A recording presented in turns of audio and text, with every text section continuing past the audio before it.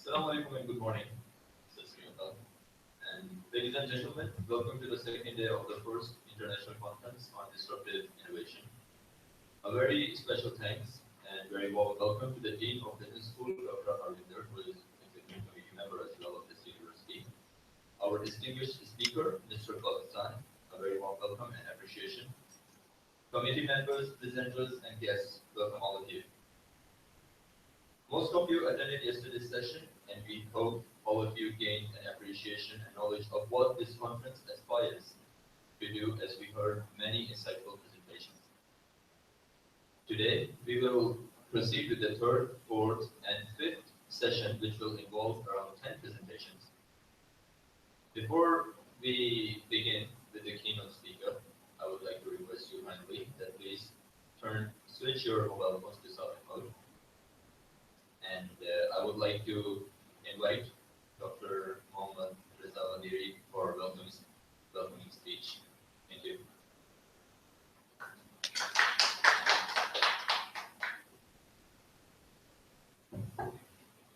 Hello, good morning. Okay, after some months of challenging and work hard and meetings came to today. Yesterday was very productive. I really enjoyed having you here with distinguished guests. Also really enjoyed from all the presentation yesterday. And we are going to have another day, another productive day. So Sunday is Sunday. Some goes to church and some have more rest. And that's why we started this big delay. The title of our conference is Disruptive Innovation. Basically, it's a type of innovation that creates a new value, new market value, and new value network. And that's why it can disrupt the existing market value, and eventually it can displace the existing established market. But not all the innovation are disruptive.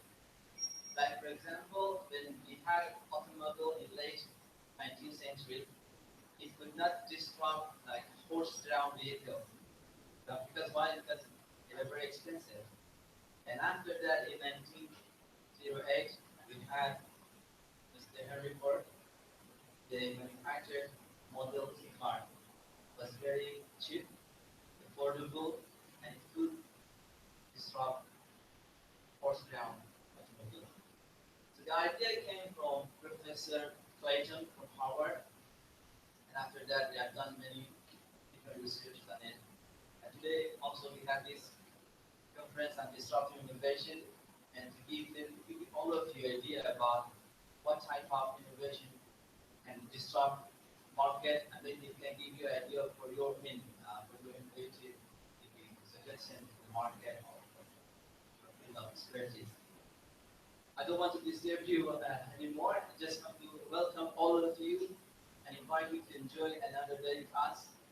And we are going to have closing session today. And I hope all of you also attend as we wrap up these two interesting days. Thank you very much.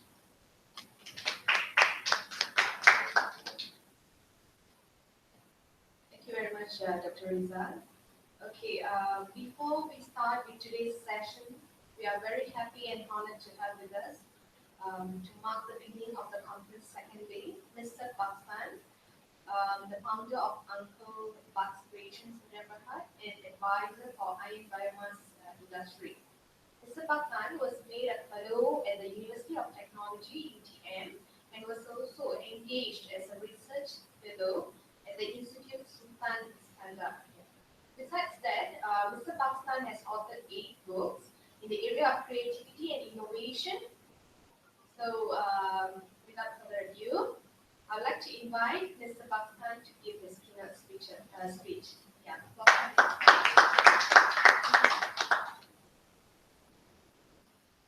Thank you.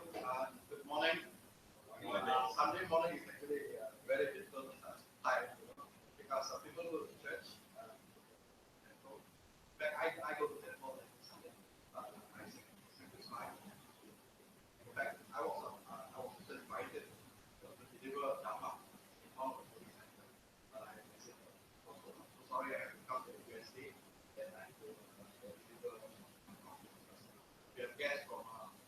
staff, just from very far. So maybe you like to come forward so that you get closer to me and then I can get closer to you. There's some seats in the front, you can see. Come here, sit to the front. Yeah. So I have less than an hour to share what I have to share. And Professor Prem says, well, Max, can you please share your work on your PhD that you have done so far? So I said, I haven't completed. He said, never mind, just show whatever you have done. And then today, I want to share the work that I've done. In fact, I'm not from the clinic. I'm telling you that I'm actually from the country. I know very little about the world. So this convention is about the disruptive innovation. And I myself is a mentor. I actually, I would say, full-time inventor. I invent things. My job is to invent. And I invent things. I file a patent. I own the patent. Then I license out. And I license out. I make a royalty. And I make money. So people are very keen to survive with that. Well, I think so far so good. And I managed to send 2 of my daughters overseas. And they have no scholarship. So the scholarship is called Farmer Scholarship. You know what Farmer Scholarship is? Father and Mother Scholarship. So there is opportunity for us as a mentor in many things. We need to live the living out of it. And I have been inventing for many years now, for the past years. And I decided to move on in my life. And to move on is to know more things. So that's why I did I had to be formally educated. Otherwise, I cannot say it. So now I've gone through this process of taking my PhD. I've gone through almost 1.5 years now. So in this short time, I'm going to show you what I have doing in my PhD. That is the study on the challenges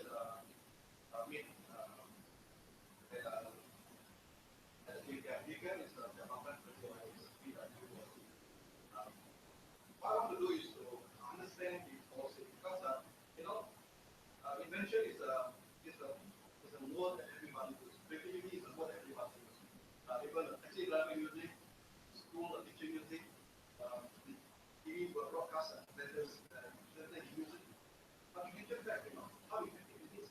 What is it all about? So not many people do the study. So I took the challenge and I want to study and see what is it all about, where we go, right? So I start off by saying that what I did was I cannot talk about the world. So I really talk about the country that I know, where I'm born, Malaysia. So I talk about Malaysia. We were born, we had our independence in 1957, and we enjoyed prosperity and harmony for many years. And how do we do it? The country has the Mustang on the flag. Every 5 years we have one flag. And for many years we've been that. In fact, I'm very proud to say that Malaysia is one of the 13th countries in the world that is able to sustain economic growth of 7% in the for 25 years. And this is something that other people are looking at us. And this is an unfair. And business as usual is not good enough. The country wants to move on from the commodity base and want to go to a high income nation. So to do that, the government introduced the Wasan which was started in 1990. And we have a time frame of 30 years to achieve that. And we want to achieve good lifestyle, good mental plan, good education. And one of the indicators is that we have to achieve a minimum of 15,000 GDP per capita. And that is the target that the government uses as a benchmark for us to say, well, we have reached that's kind of status. So this chart is to show you we were doing all right. Until the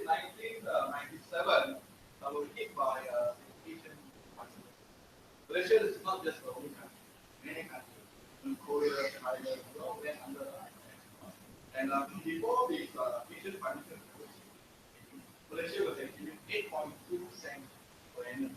That's what was very good. But because of the financial crisis, it has been out that we had this money. And when we fell, some struggle, and we never recovered. Never. We never recovered. I don't know about Pakistan, but the country also never recovered. This is just to show you some of the countries that our neighboring countries that we were at the same path. You see, they have gone up sometimes. So two is Singapore, Thailand, Singapore, Hong Kong, Australia, Japan, New Zealand, Korea, and then Indonesia. So we are more or less stagnant, and that's why we are trapped in the middle income. We have not gone up. And as you can see, even countries like Singapore, Taiwan, and Korea, they don't have natural resources like we do. They have oil, Saudi is like oil, yet they can grow. So how to get the relationship back into the vision 2020? How to get it right? And there are a lot of clever people and the economic planning under the Prime Minister's department. So they say, we can still do it. We still got 10 years. So at that time was around year 2010. Year 2010, he said, look, we got 10 more years. If you do 6%, yes, we can still reach that mark. Okay. So what they do, they come out with this government transformation program. The government transformation program consists of 10 ideas, 5 strategic trusts, 85 initiatives, and blah, blah, blah, blah, blah. So that was a beautiful. I totally agree with it. Right? And those were smart people at the EP also say, in order for all this plan and all this program to work, we need to have a catalyst. And what's the catalyst? The catalyst is the catalyst is innovation. Innovation catalyst. If we have innovation in school, in hospitals, here, in there, in transportation, in manufacturing, it will just balloon up. So they found the key. Right? So then the government took a very bold step and they had out innovation into the national agenda. So that is why innovation is suddenly becomes so big. That's why you say, I mentioned just now, the taxi driver are talking about it, the teacher are talking about it, the policeman talking about it, everybody is talking because it has gone to the national agenda. Okay. So to launch it, the government did many things. So one of the things is they had a Malaysian festival so that people are aware. This is to gain awareness.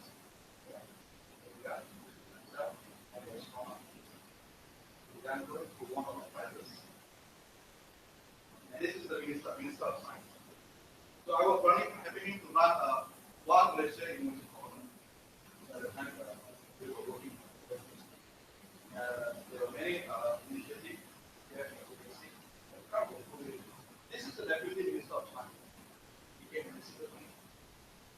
And this is the launching of the national agenda. And I was there to witness it. So maybe I should share it. And of course today we will talk about all of that. And today we just talk about, we just focus on what the mission government. This is like, okay, Dalian.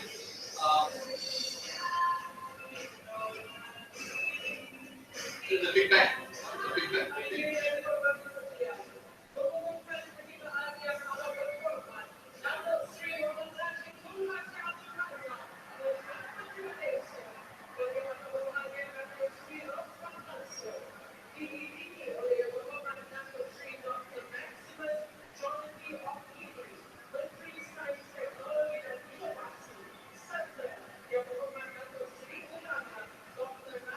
And 1,000 students from UKM.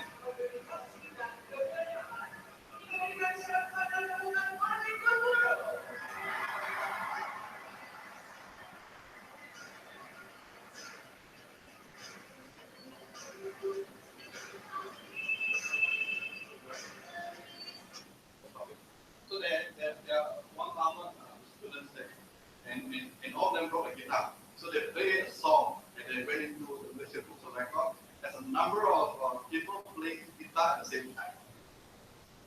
Right? So as you can see, the awareness is good. They were able to bring calculating. Okay, I want to show you another video. This is the launching of the innovation conference and exhibition. It's online.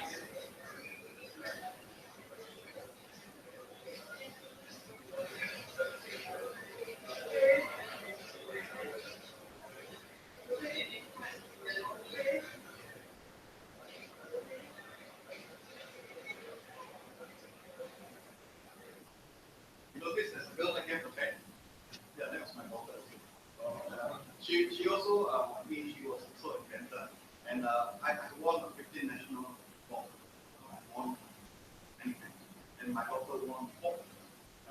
She also represented Malaysia when she also won 4. But for that, I'm not sure given the privilege to give thanks to my But today is not about me. Today, we talk about the government. The government actually leads. I'm not from the government, by the way. You know, I'm just being, nosy. You know, I just go around, this what's going on. Right? Okay, this is how the national innovation is brought down to the government. I'm here to discuss about the government, not the private sector. Private sector is usually another topic, which is very difficult too much. So we have the prime minister and the commander, which I did this now. Another prime minister. These are policy makers. These are policy makers. They decide what they want to do. And we have got a few from the this unit who so follow the prime minister. We have the Malaysia agency for innovation, and that was formed in year 2010, enacted in the parliament just for this purpose. And then this is very funny. This agency, the lifespan of these sectors, because remember that I said from year 2010 to 2020, so for that purpose, they formed this agency for that, and now they are running that now through, and of course the DC, and they drive the policy down to all these government departments, institutions, the government agencies, and all across the years. Right. So that way all the government department so-called know what to do, and supposed to run the policy and to have innovation in their agency, so their productivity increase, so their delivery is better. So this is what okay, just to give you a bit of important milestone, in 1986, the Malaysian Patent Act was enacted in Parliament. Until 2002, the intellectual property was enacted in Parliament. 2006, Malaysia became the member of the PCT. PCT is very important. PCT is for people like me. I'm an inventor. When I invent something, I call a patent in Malaysia. So before PCT, before Malaysia became a member of PCT, then I cannot file in another country because they don't recognize us. But after year 2006, so it was a very important milestone for people like me in the country. And Malaysia launched the national IP policy. This is by Abdullah was there to do it. And then the year 2010, this is the one that I mentioned about the national innovation policy. This is just to give you a rough guideline for the announcement. Because we have to know where we're coming from. So it's not like one day, the whole thing becomes successful. Maybe I want to share a story. But before all this came in, Malaysia, they don't have a judicial system, especially in 2006. We don't have a judicial system. Because if Dr. Harita, he still might engage me. I have been in court. I go to court, and then, they were arguing in a civil court, and then the judge doesn't know anything about it. So there was one story, after the third day of argument, then the judge said, hey, you're talking about pattern is in the invention pattern. I thought you're talking about the pattern of, market design patterns. So it was really and then I also have one personal event happened I thought was in those days, I needed money to roll out my inventory. So I went to the bank, so I gave all my documents to the bank. The bank was very happy to follow my business plan.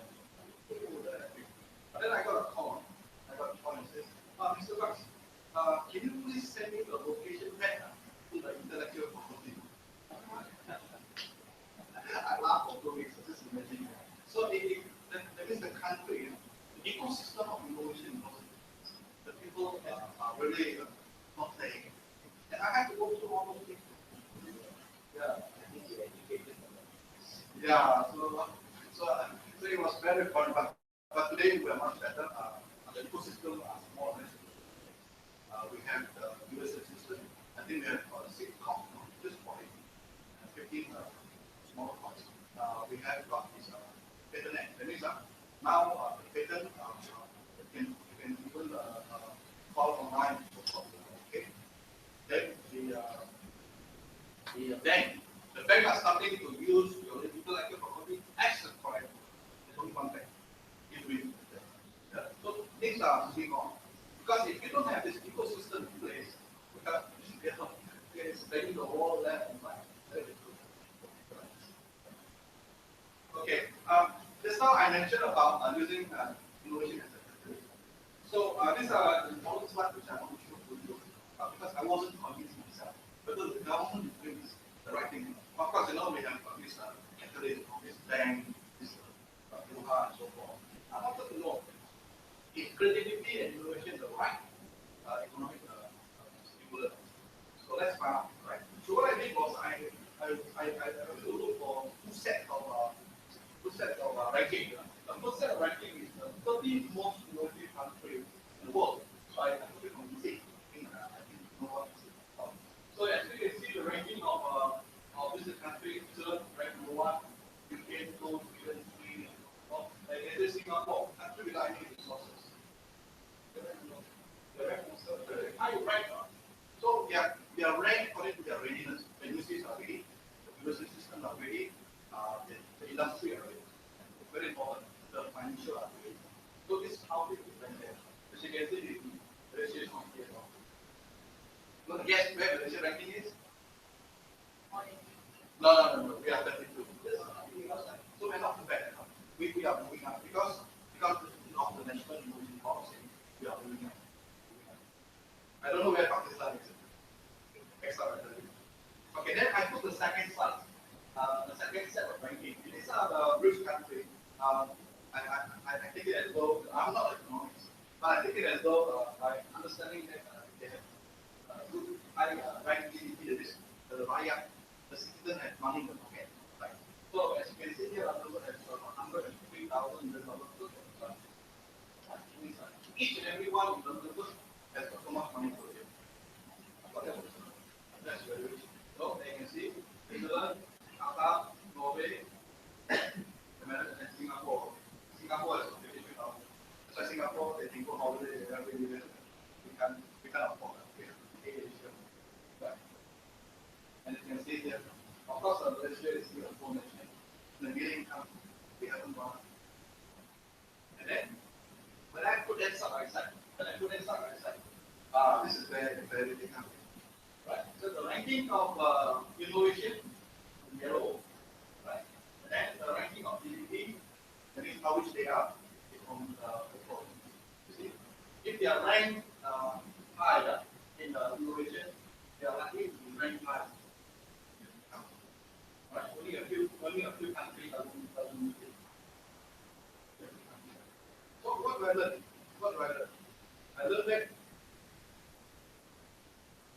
I learned that there are 34 nations of 86% of this innovative countries they enter into the top 30 countries.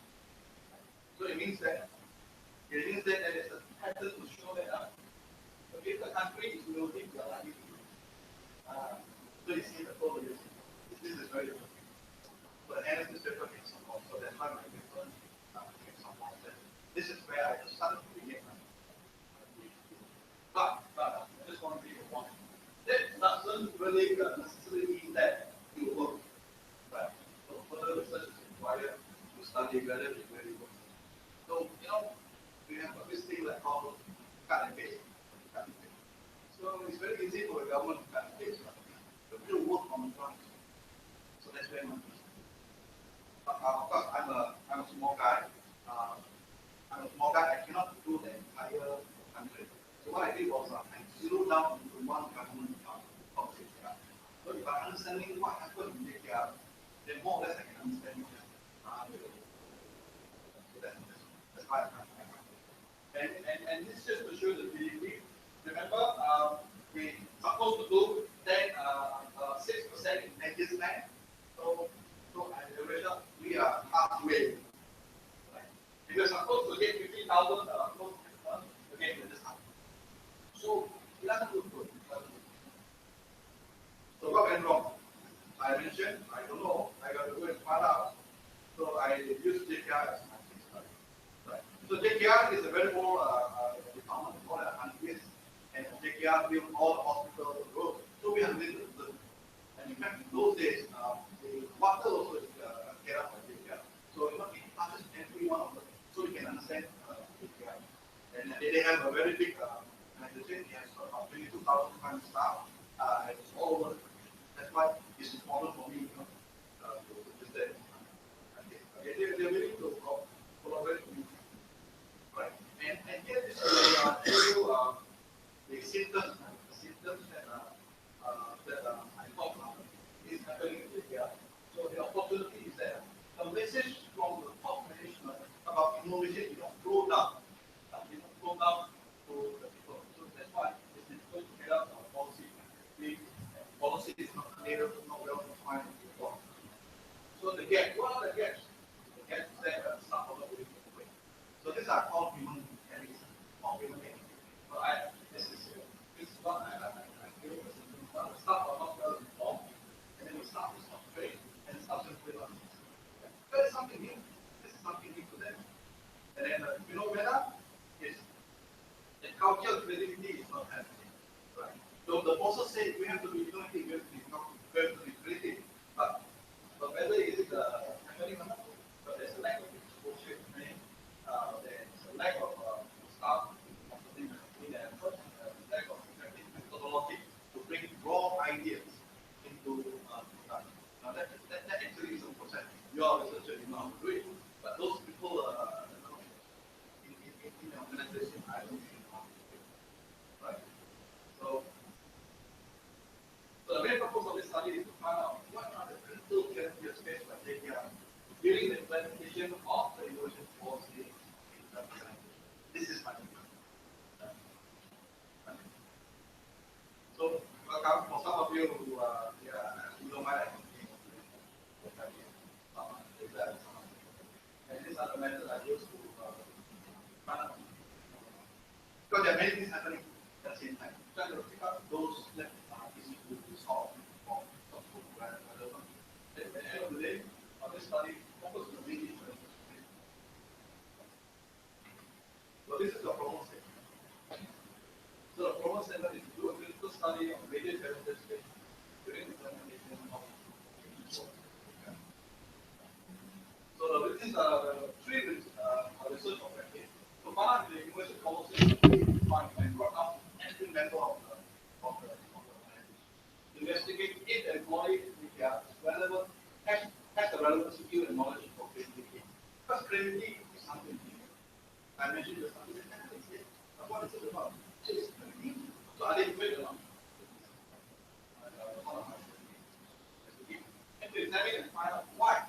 It's so difficult to create a culture of creativity. If we don't have a culture of creativity, then your financial, your one-man army, you must have the entire organization going with and so these are my objectives. I want to find out. Now, of course, the first objective is the same objective. Let's go on my study. It's about now. So I should do So in JPR, I have two distinct groups of people. One group is called the management and professional. They have grade 41 in the world. Right? So to the architects, the QS, the more professionals, civil engineers, but the other group is called the support staff, the technician, the people on the ground, the people at the roadside, the people doing accounting, and they are grade 40 in the world. So you see, very nice. Written up. That's how I do my sampling. I use that as a group for my research. So I'm supposed to finish my own work. So they are 22,000 kind of stuff. Right. But for my case, according to formula design, which is open, I need about 10,000. By next Monday, in fact, I just done the power run the whole last week. And I sent out to 20 from company immediately on support staff, and 6 came back, and from here 6 came back. So I put it out of what's the response. So by next Monday, we will plus to 32,000. So hopefully I can get more from the questions are set. Will take about 10 minutes, but actually when I see them take, it's about 3 minutes. So it's quite easy. How much time do I have? Let's take a timeline. So just to break down the departments. As you can see, Libya is a lot of cabangan jalan, cabangan kejujuran, infrastructure, dan pembangunan. They are actually the 7. So I need to know where they're from, right? Then I need to know what's the nature of the population or not. So, what kind of academic qualifications? Right? So this is what I get into their teach. Of course, this is their qualification. And this is how I prepare my question. Because my questions have to answer my research technique. So this is how I got 25 questions in form. So the first 5 questions for the PhD, there is the immediate, the professional. I want to find out why is it so difficult to get up the policy. So, because I have element 6 policy conference in hospital. So the factor I'm looking for is whether it's a domestic policy. And question number 2 is related to the policy. It's very actually when. Okay, I want to see whether it's a domestic. Are you asking for blood out stone? These are the questions that relates to. These are the factors that relate to the question. Of course, I'm not going to run the 25. I just want to show us a little sampling of how I designed it. And this is for PhD. Just now I talk about the first 5 questions, for the policy activities. The second 5 questions, within their 5 questions, the second 5 questions is to investigate whether the policy is really defined and improved. Another next 5 questions are whether the PhD has been support. Next 5 questions are whether there's a lack of exposure to the mentioned something like last 5 questions, whether there's a lack of and of course, as a human being, I have to tell you, because of this research, I had 4 months of reading. Nothing but reading other people's paper, reading of what people have found. So any field and essentially, these are the things that try to happen. So I thought it's very important for me to share that. But in my reading and so on, I have not found any paper done regarding in the world, they don't call it innovation policy, they call it innovation system. Innovation system in Pakistan, I saw innovation system in Egypt, I saw innovation system in Singapore. I didn't see anything. So I suppose this is one of the first in the country that they discuss about innovation system. Okay, so total there will be 5 questions. Then for the staff, those 5 questions, I want to know whether the staff will inform and what's accepted out. Again, most himself does not know of topical vision. So I want to know whether the factor I'm looking at is whether the bosses themselves, do they have knowledge now? If they don't have knowledge, how are they going to tell the board? They don't.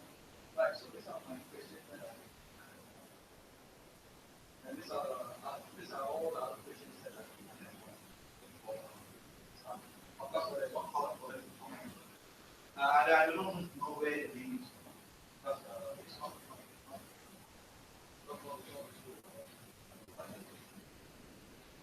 This is some of this example of that I put on my phone. For professionals, they understand English. For support staff, they can understand. So I have to do it pass on at the meetings. So there are 35 questions. So I have completed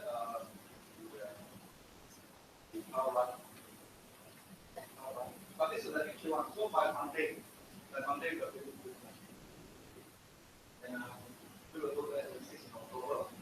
I hope to complete as a point by November. Then target to November, December. Hopefully, that can make it. But that's one. My advisor said there's one Sunday. So that is the target. Okay, the significance of my study. The significance of my study is for these three areas. For the academia, at least this paper will provide a base for wider study. Like I mentioned just now, if there isn't any paper done, so at least this becomes a base for the second researcher to think of in where I should done. And for the industry, this paper talks about government, nothing about it. But for the industry who want to do something, at least they can learn from him. What are the hindrances when they want to apply innovation policy in the country? And for the government, this is for the policy. At least when they implement something new for the country, they want to know whether is it workable or not.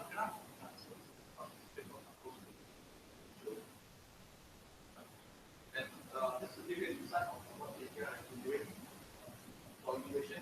They have formed, in fact, JKL is very proactive. They have formed the innovation scale committee, and they came up with this book. I thought it was fantastic. In fact, this is the only agency in Malaysia that has got its own innovation policy implemented. I have not seen it before because I'm an innovation advisor. Here I go to Vietnam for the last 4 years. I don't see this. I've gone to the Ministry of Science. I don't see this. I've gone to the Ministry of Education, Ministry of Energy, so that's why it's very interesting for me to do my research. They have a second committee, and these are the working people. I'm going to run the program and get it done. And this is the definition of innovation policy. So it's fantastic. You know, they define themselves what I think innovation is about. They have got their own way of thinking, which I'm very proud of. And innovation policy is become the leader in innovation in the ministry of facility and infrastructure. So they have their own objective, which is actually very, very good job. And they have 5 main objectives. Objective is to produce creative people within organizations. They have 5 strategic plans they do not talk, they have tools. And they have KPI. I saw exactly that KPI. What they want to do over the next time. And they have also put in budget. So year 2010, remember year 2010, the Prime Minister said we have to do it. So year 2011, year 2012, we started to do this. And year 2011, we started to do it. They told me it took about 18 months just to design this policy. And from there, they have a budget to spend on innovation, and the budget is training for entrepreneurs and so forth. At least they're serious, not just talking about it, it's about implementing. And they collaborate with other agencies. There was Malaysian Information Agency, this is the right? So through the collaboration, they're able to get some output. And one of the successful output is they are able to bring 60 different staff, and they created 40 innovation ambassadors. And ambassadors then go back to their own department and then spread among their colleagues in their own department. Okay, and this is the incentive of prizes and money given away. Of course, the government has that money to follow that money. And they have got this innovation hero program whereby they complete 3 days in the result, and they produce hero. They want to motivate people. Right? And here is what they call compliant creative activity. This is a group of 10 people. They come up with a solution for the problem in within their areas. So it's called innovative circle. And this is not something new. This is something that is used in Japan during the 70s. So they adopt that and they try. And they have been very well. They produce a lot of ideas. And like front ideas, and they have when you got an idea, what happens? You cover the ability to recognize and put the walls. Then it's a value, then you cover the idea. So they have JKR has put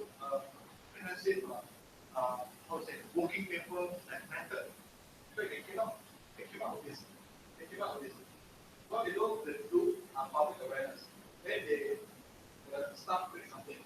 Then either they go through some kind of campaign or blood movement. Then the committee will develop those highly potential, then they go highly potential. And then that's what they can really do. Then they give recognition and they commercialize it. When they commercialize it, whoever invest it, get the. And if it's just a potential, it goes back to development, to partner, and if it's no potential, it's not. And then they have a mechanism how to manage their ideas.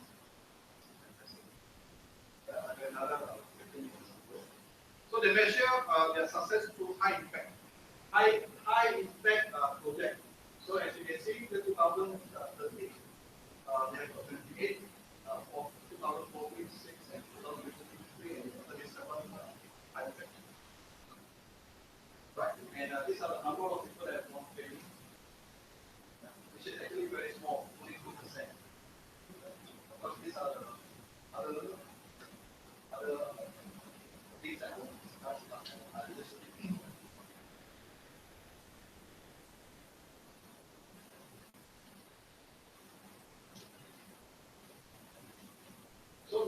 So if you can see here, the impact is actually very small, success rate.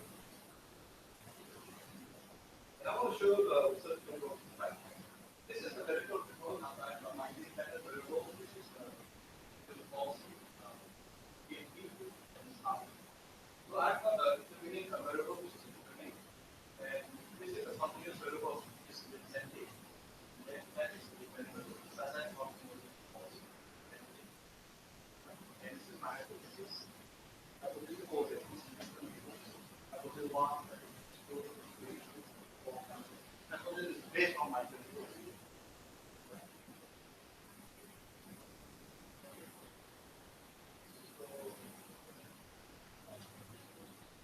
But in the last I mentioned this one.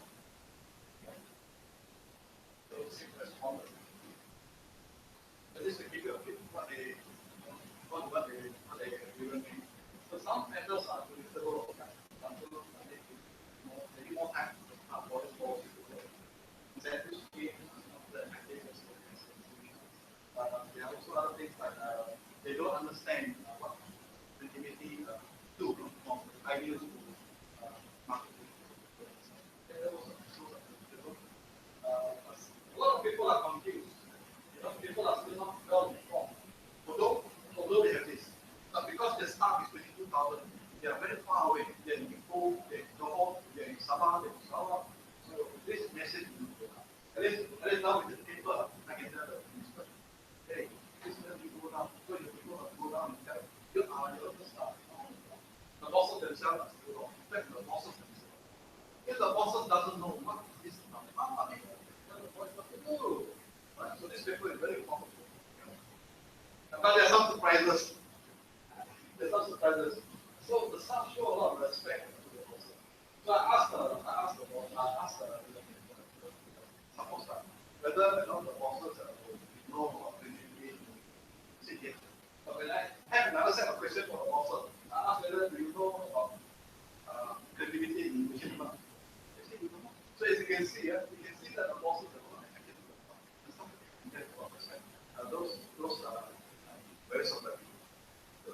So other surprises are, for example, anything. I asked the bosses whether the staff has got anything. The bosses it means that there's charge. There's charge for this if the commissions are brought down. So that's just my early indication. My real work was done yet. In the next moment. Right. So I think that I'd like to say thank you.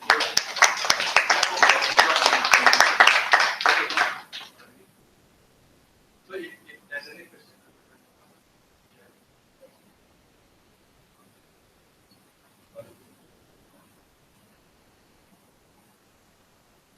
This is very wonderful study about the innovation.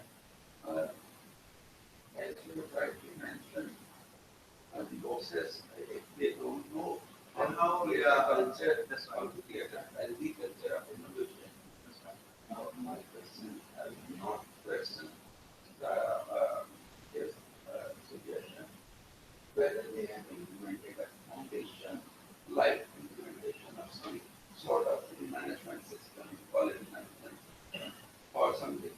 can create a healthy culture of creativity, innovation, like GQM implementation or ISO and implementation. Yeah, good question. So far I didn't see that, but I saw 5X. Yes, I saw 5X. So at least I saw there are 5X. That means that there is a way of bringing down. And what about guys and political? Because they are not manufacturing, so Kaizen, okay. They are more of government service. Service sector. Yeah, the architects and build a mosque, build bridges, build schools, hospitals. So they don't manufacture. So this is the government. But I saw 5X. So that 5X actually moving. And if they want to implement from top, they can go down to the bottom. So this also can do. So why is it not happening? Why is it not happening? So that's why this research is very important for JPR. So all my findings are then given to them and it's a list. Okay. Yeah. Thank you very much for your really impressive. Thank you. And the way you present. Very good. Okay, thank you. The question is about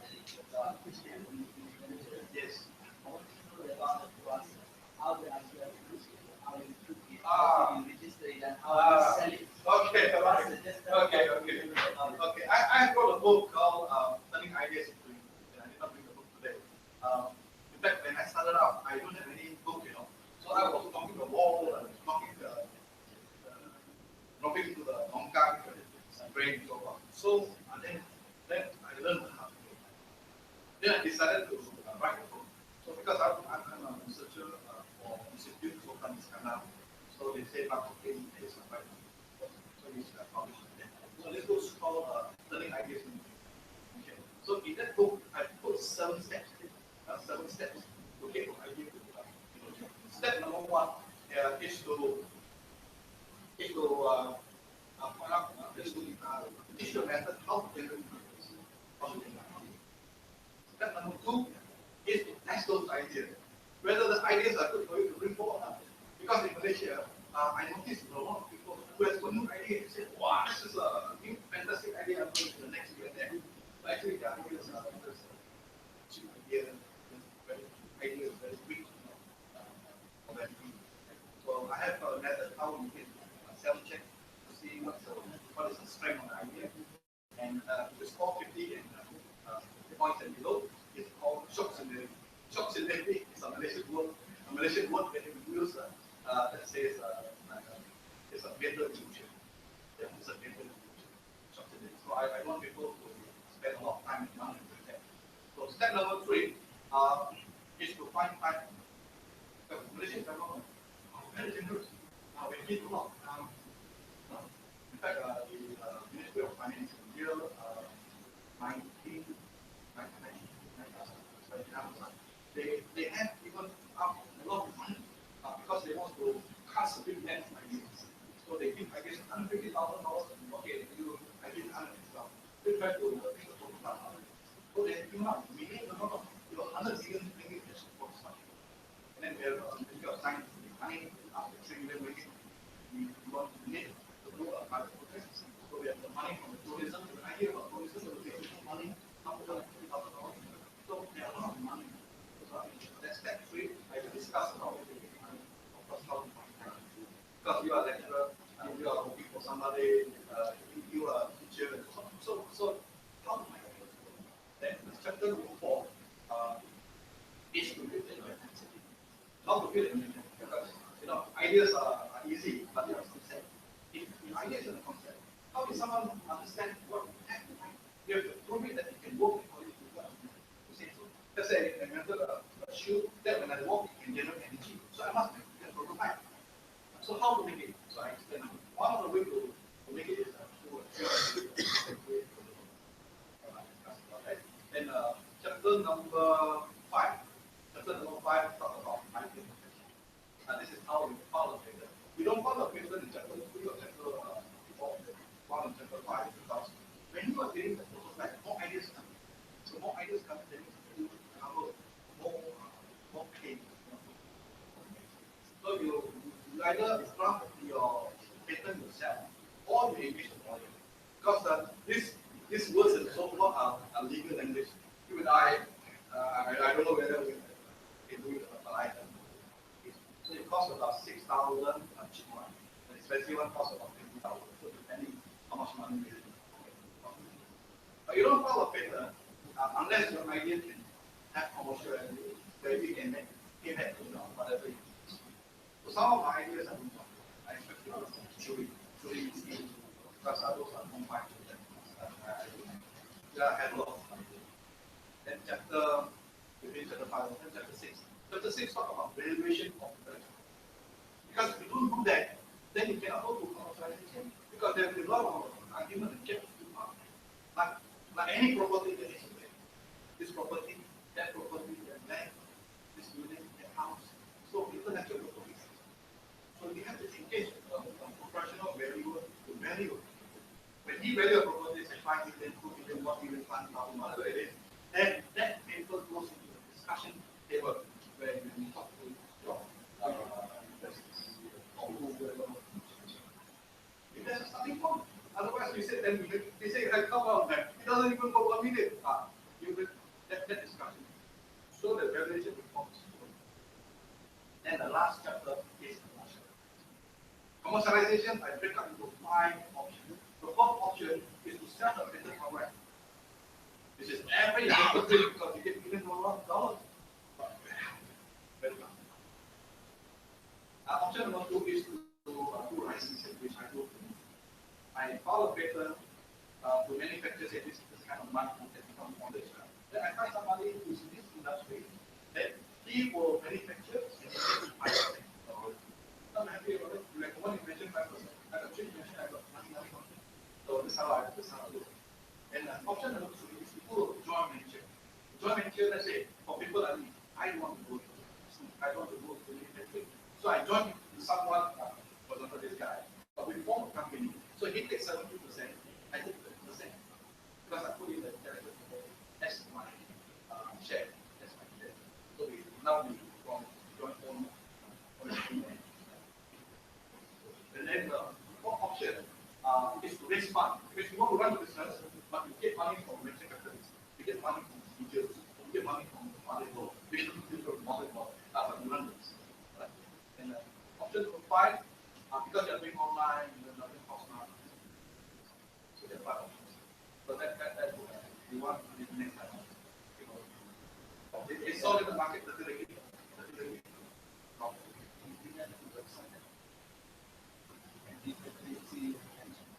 Okay, my website, in fact, I'm doing reconstruction, so it should be out. I will send you. Yes, sir. One just one operation. Yeah. Covered almost most of the property. Yeah. How do they at this company go with innovation policy? Yeah. With the objectives and then with the outcomes and commercialization.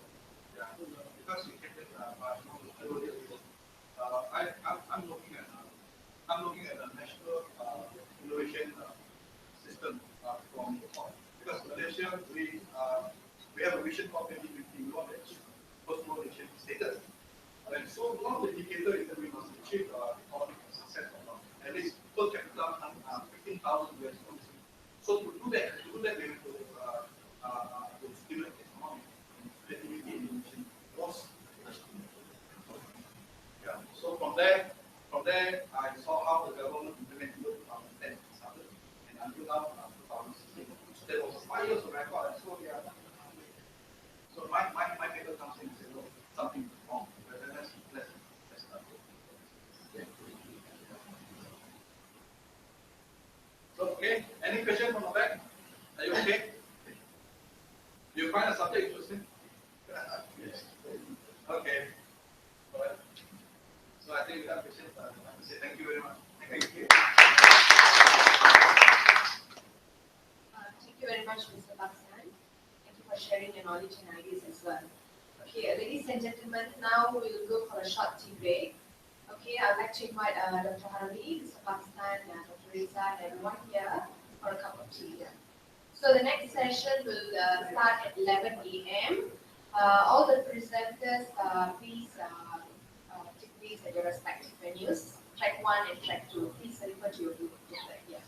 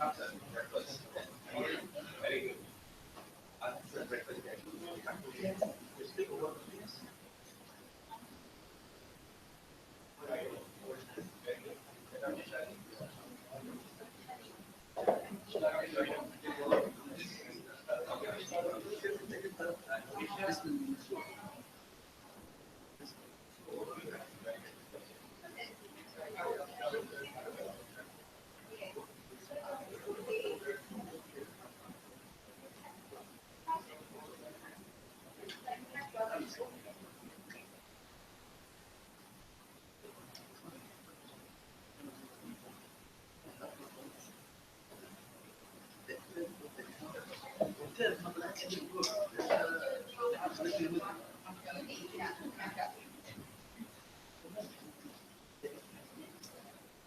topic.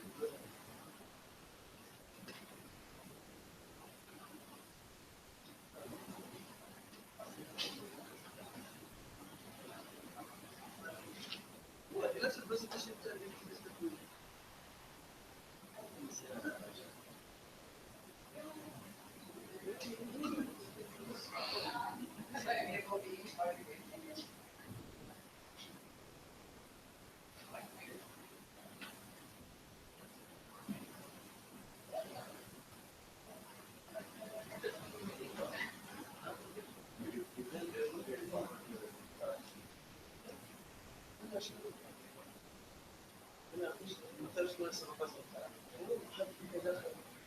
مانيش عارف كان السكر سهل يعني سهل كيف تتكلم اما تعلمونا تعلمونا ما في شيء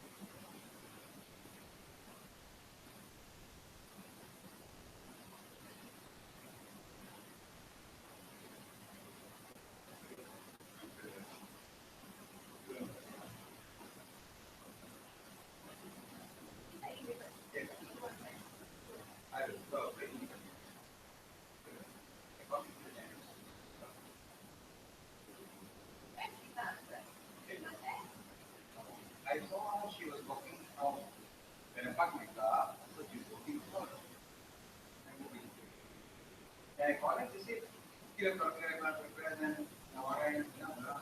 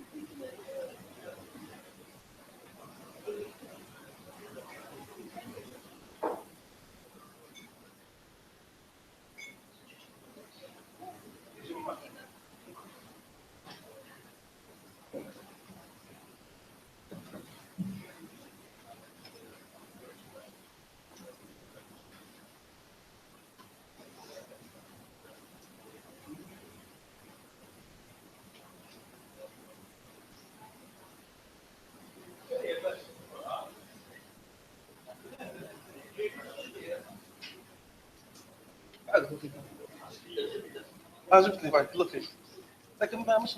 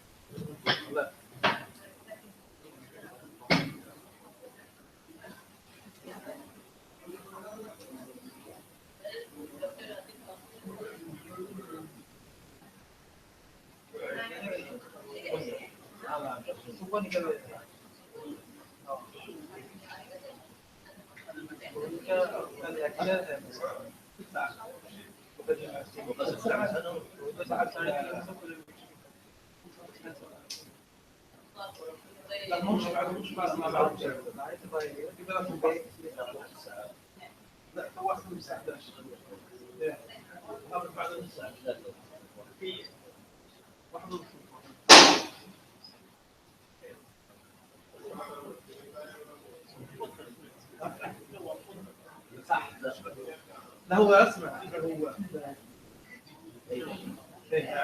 حتى بدات مع اخي في الطيران انا من الاسد لكن الزوم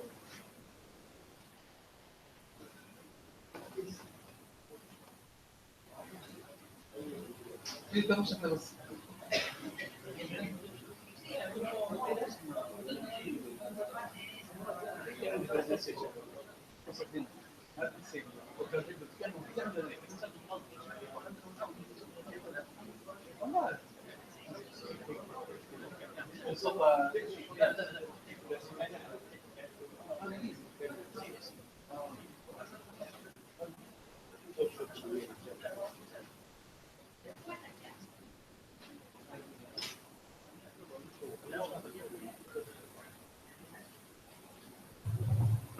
Ladies and gentlemen, people attending track 2, please go to C205. Track 1 is here, track 2, C205. Okay, please refer to your handles.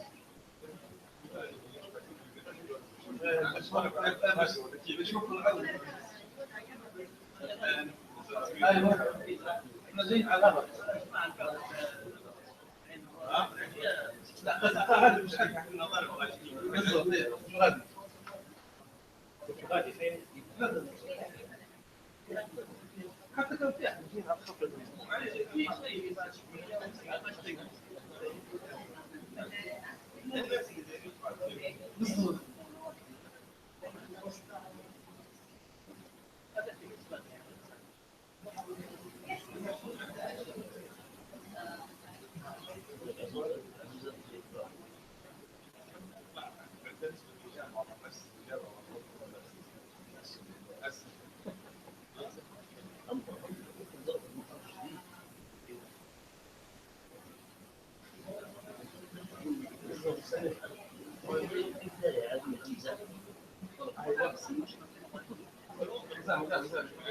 حتى مش مازال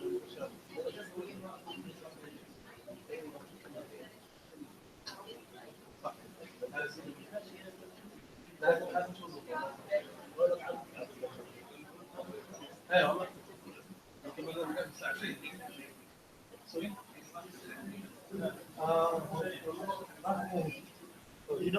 you've got no one there. You've got no one. His name? Ulasti. Muhammad Asadi, pakai dollar. Khairi Amal. Maybe you can check in a tea room. Maybe they will be sitting there.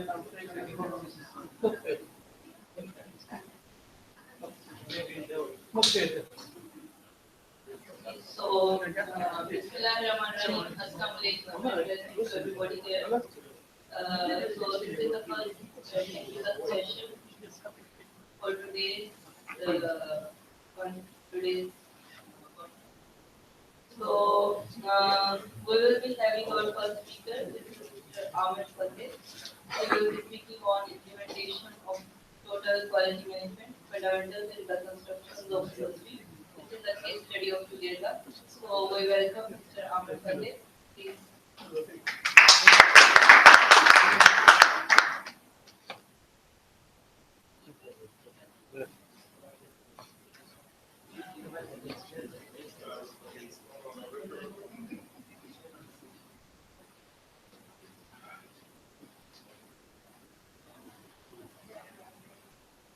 So there is Elizabeth Chin with Mr. Vicky for explanation. Is he here? Okay, sorry. Right. And she will be speaking on dash, adding competitive ethic varieties. Let's hear what she قدام خمسة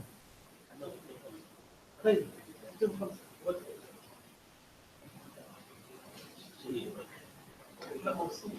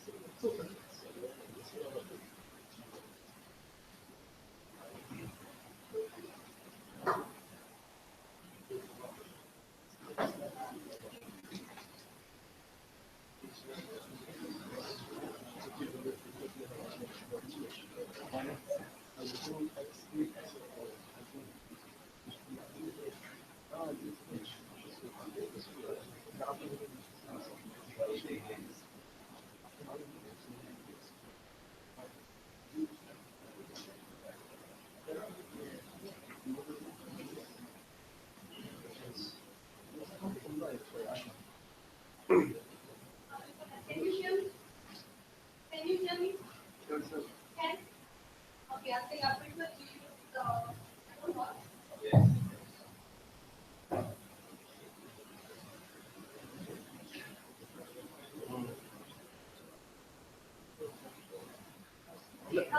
Very good morning to everyone. My name is Vicky Sharima, and I'm the faculty member of Malaysian University of Science and Technology. And we are here today for the International Conference on Disruptive Innovation. And I'm here today to present my conceptual paper on DASH, heading Competitive Age in Malaysian Performance. What is DASH? DASH is a delivery at speed. The new concept that I've created based on what I have researched. Okay, so that the outline of my presentation today, I will cover the research background, the objective of the study, the significance of the study, the analysis and the findings, and a little bit on my DASH model and conclusion. If I start, I know that all of you have done, all of us in this room, you know about one innovation which has changed the way of doing business. Any idea? Okay.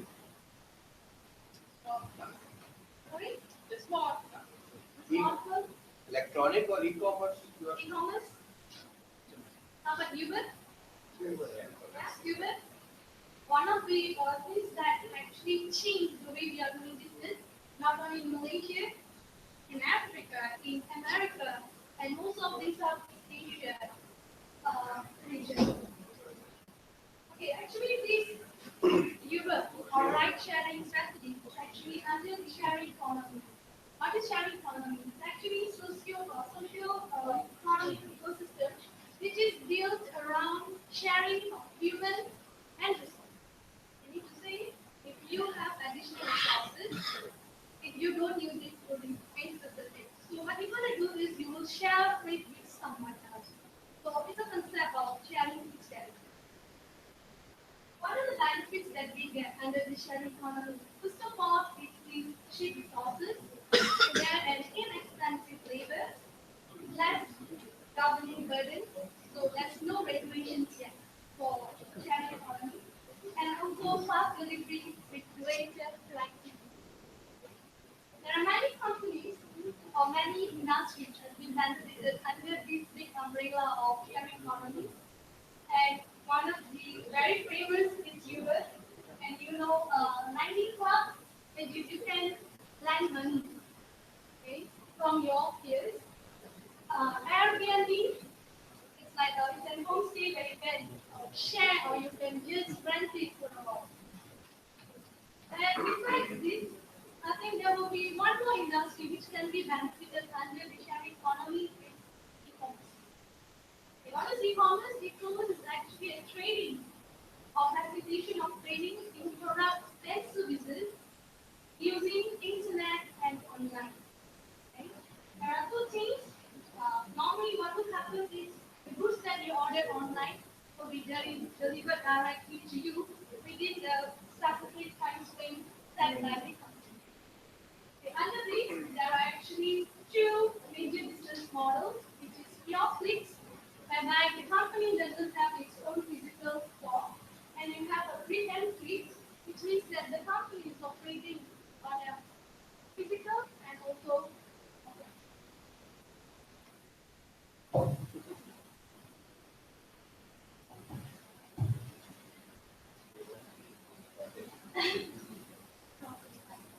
Okay, between these two, one deals with the integration of internet and also physical. It's the brick and clicks. Before that, the companies that like Amazon, initially it was a pure clicks company, but now they moved to clicks and bricks. eBay, Zalora, they also now moved to click and bricks. Lazada, Rakuten, Texco. Texco is one of the company that moved from brick to clicks. Okay, since I said that mine is focused on Malaysia e-commerce, let me go through some information about overview of Malaysian e-commerce industry. Actually, the e-commerce industry in Malaysia has become very popular because of two things. One, it's the stable connectivity of the online, and also because of your smartphones and devices that you are carrying on daily basis. Okay, so from the research, from the reports, you can see that it's actually soaring upwards. Okay, for 2016, the retail industry is soaring upwards, and the e-tailing, electronic tailing, is expected to reach USD 99.1 million in 2016. This is from the business perspective. How about consumer? What is the consumer's opinion? What is the consumer's suggestion about this e-commerce? Actually, from the research done by Nanyang Siangpao, it is one of the Malaysia local daily, they say that 53% of the people are unhappy with the online business. When we ask them why, okay, it is stated that purely because of the delivery service. 53% are unhappy because of the delivery service. The same research was conducted by Selangor Information Technology and E-commerce Council, and this is the finding. Most of the complaints on e-commerce, can you see? Slow or late delivery. And the second one is the providers incompetent and unreliable. And the third one is the problem in terms of tracking. And a very last complaints on the missing and damaged goods. Okay, since I'm from industry, before this I worked in a logistics company, I know there are two key things which is very important in running a business. One is the information, second is the delivery service. Okay, these two things are the utmost functions of the e-commerce. Without processing information, you won't know who ordered what, where to deliver. Okay, who's the customer, what is the quantity, what is the quality of the goods needed. Okay, for that information is very important. And delivery service is actually depending on to where you got to deliver the goods. For this, the advancement in the process information and administration principle improve the moving load, delivery speed, service quality, operation cost, and the usage of facilities and energy.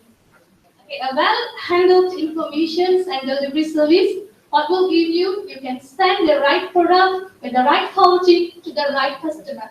So this is what we call in logistics and supply chain as the efficiency and responsiveness. So my topic is basically on efficiency in terms of handling information and responsiveness in terms of distributing of the goods. Okay, for that, my research objective, I revisited and analyzed delivery policies of 15 selected online retailers randomly. Okay, and then explore the perceived utilitarian value of delivery service using sharing economy business model. And the third one, to develop a model of dash delivery model to gain the competitive advantage in the delivery industry with the aid of the sharing economy. Clear? Thank you. Okay, what will be the benefit? What is the significance of the study? The significance of the study, first, it benefits the existing online retailer in terms of introducing a fast delivery system. Second, we encourage the brick and mortar. Brick and mortar is a company that work purely physically. Okay, it's physical. They don't have online. So we can encourage the brick and mortar company to use dash delivery model with zero investment. Okay, and the third one is to boost the individuals to earn extra income under the sharing economy strategy. Okay, this is my analysis. As I said, I went to 15 online sites and I went to and revisited their delivery terms. Okay, whenever you order goods online, normally you can see the delivery terms, when, what time, when you can deliver the goods. Some say 3 days, some say 5 days. Okay, based on Malaysia e-commerce, the first one is, initially it was pure clicks, now they moved to click and bricks. You can see they can deliver goods in days, 1 to 10 days, and they can't deliver within hours. And basically, the transportation is handled by, if it is 1 or 2 days, handled by Zalora. If it is more than that, it's handled by third party. Similarly, if you check here, Guardian. I think all of Malaysian, you know Guardian, right? If you go to Giant, there is a Guardian store there, right? Okay, this company, they do operate brick and click. Okay, can you see? They don't deliver within hours. They can only deliver within 5 to 8 days and using third party. I have a very bad experience actually recently. Okay, I ordered on the 9th of September and it took them almost 14 days to deliver my goods. Okay, even though I located in a city center, and this particular company, they have many stores within the area that I'm living or I'm working, but I'm wondering why they can't deliver my goods within 2 days or 3 days. Why it takes so long? Okay, and similarly, you can see other companies. Okay, Costco. Costco, as you know, is one of the retailer in Malaysia, hypermarket. They can deliver goods within 2 hours. How it's possible? Because they are using their own transport. And you can see the ratings and Happy Price, they can also deliver goods within 2 hours and 1 hour because they are using their own transporter, and the location is just Kuala Lumpur. Okay, similarly, you can see Pizza Hut and Domino's. Food industry can deliver goods within 30 minutes. Why they can deliver within 30 minutes? Any idea? Why they can deliver goods within 30 minutes? Well, Domino's target 20 minutes. Oh, over there it's 20 minutes. Now, even in Indonesia, I think it's 15 minutes. How it's possible? But they have their own conveyance and only take orders from the surrounding they can cover. The orders is sent to the center. The center will submit, they will distribute the order to the local stock. Okay, if I'm ordering from here, maybe the call is actually handled at primary, and they will transfer the order to the Klana Jaya store, and the Klana Jaya store will deliver pizza to me. And this process takes only 30 minutes. So with that in mind, why other company can do so? They can implement this strategy, right? Are you agree with me? Thank you. Okay. Again, about the third party here, when we talk about third party, these companies are basically courier service company or third-party logistics providers such as TNT, CityLink, UPS, DHL. Since we are saying that delivery service is very slow, are we saying that this company are not capable in handling? Actually, it's not. Okay. Basically, reports saying that firms such as FedEx, DHL, TNT are well known for their swiftness, safety, tracking and tracing, and other specialization services. So, based on that, we cannot judge the Malaysian delivery system. It's not competent purely because of these companies. Actually, it's not. But we should look at the e-retailers process and procedures of moving products and services. There is something wrong in terms of they are doing things. Okay. In addition, enterprise should create and design a new operating model in order to sustain in this very volatile and challenging market. With that in mind, with my literature review and also the analysis that I have done, I come up with a model called delivery at speed hall. Okay, this model actually can process and deliver goods within 2 hours time using the sharing economy strategy. The only thing that is the customer service can hire a private driver to pick up the goods from the store and deliver to the customer's doorstep. And on top of it, because it is on demand, a customer can exactly trace the location of the driver and what time the goods will be received. I think all of us here in this room will be agreed. The moment you place an order online, the next moment you will go and check your email. Is there any notification received? When they will send it to me, which courier service, what is the consignment number? You do that, right? I do that every minute. Okay, we do that every minute. Just want to keep on checking. Is there any message? Is there any emails? Okay, but by using this model, you don't need to check with anyone. You just have to trace using your handphone.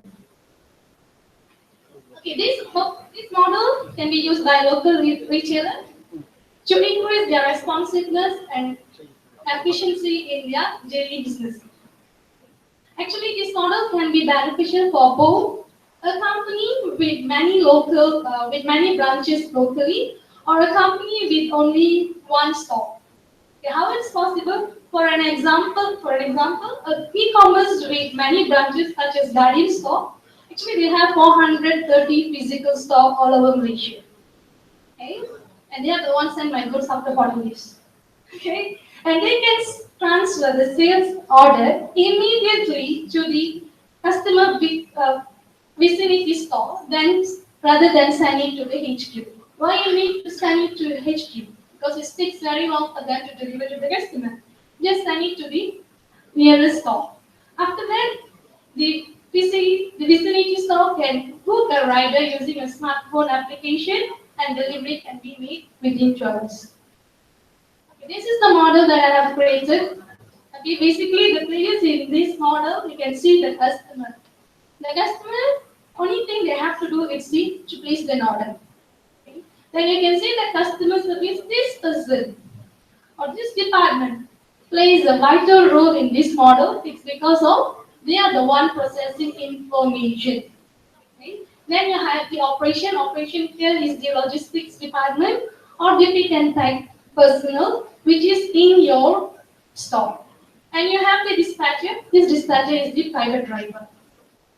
Okay. The thing that I already said, this model can deliver goods within 2 hours. So that I put a time frame here. The moment customer places an order, half an hour you have to process the order.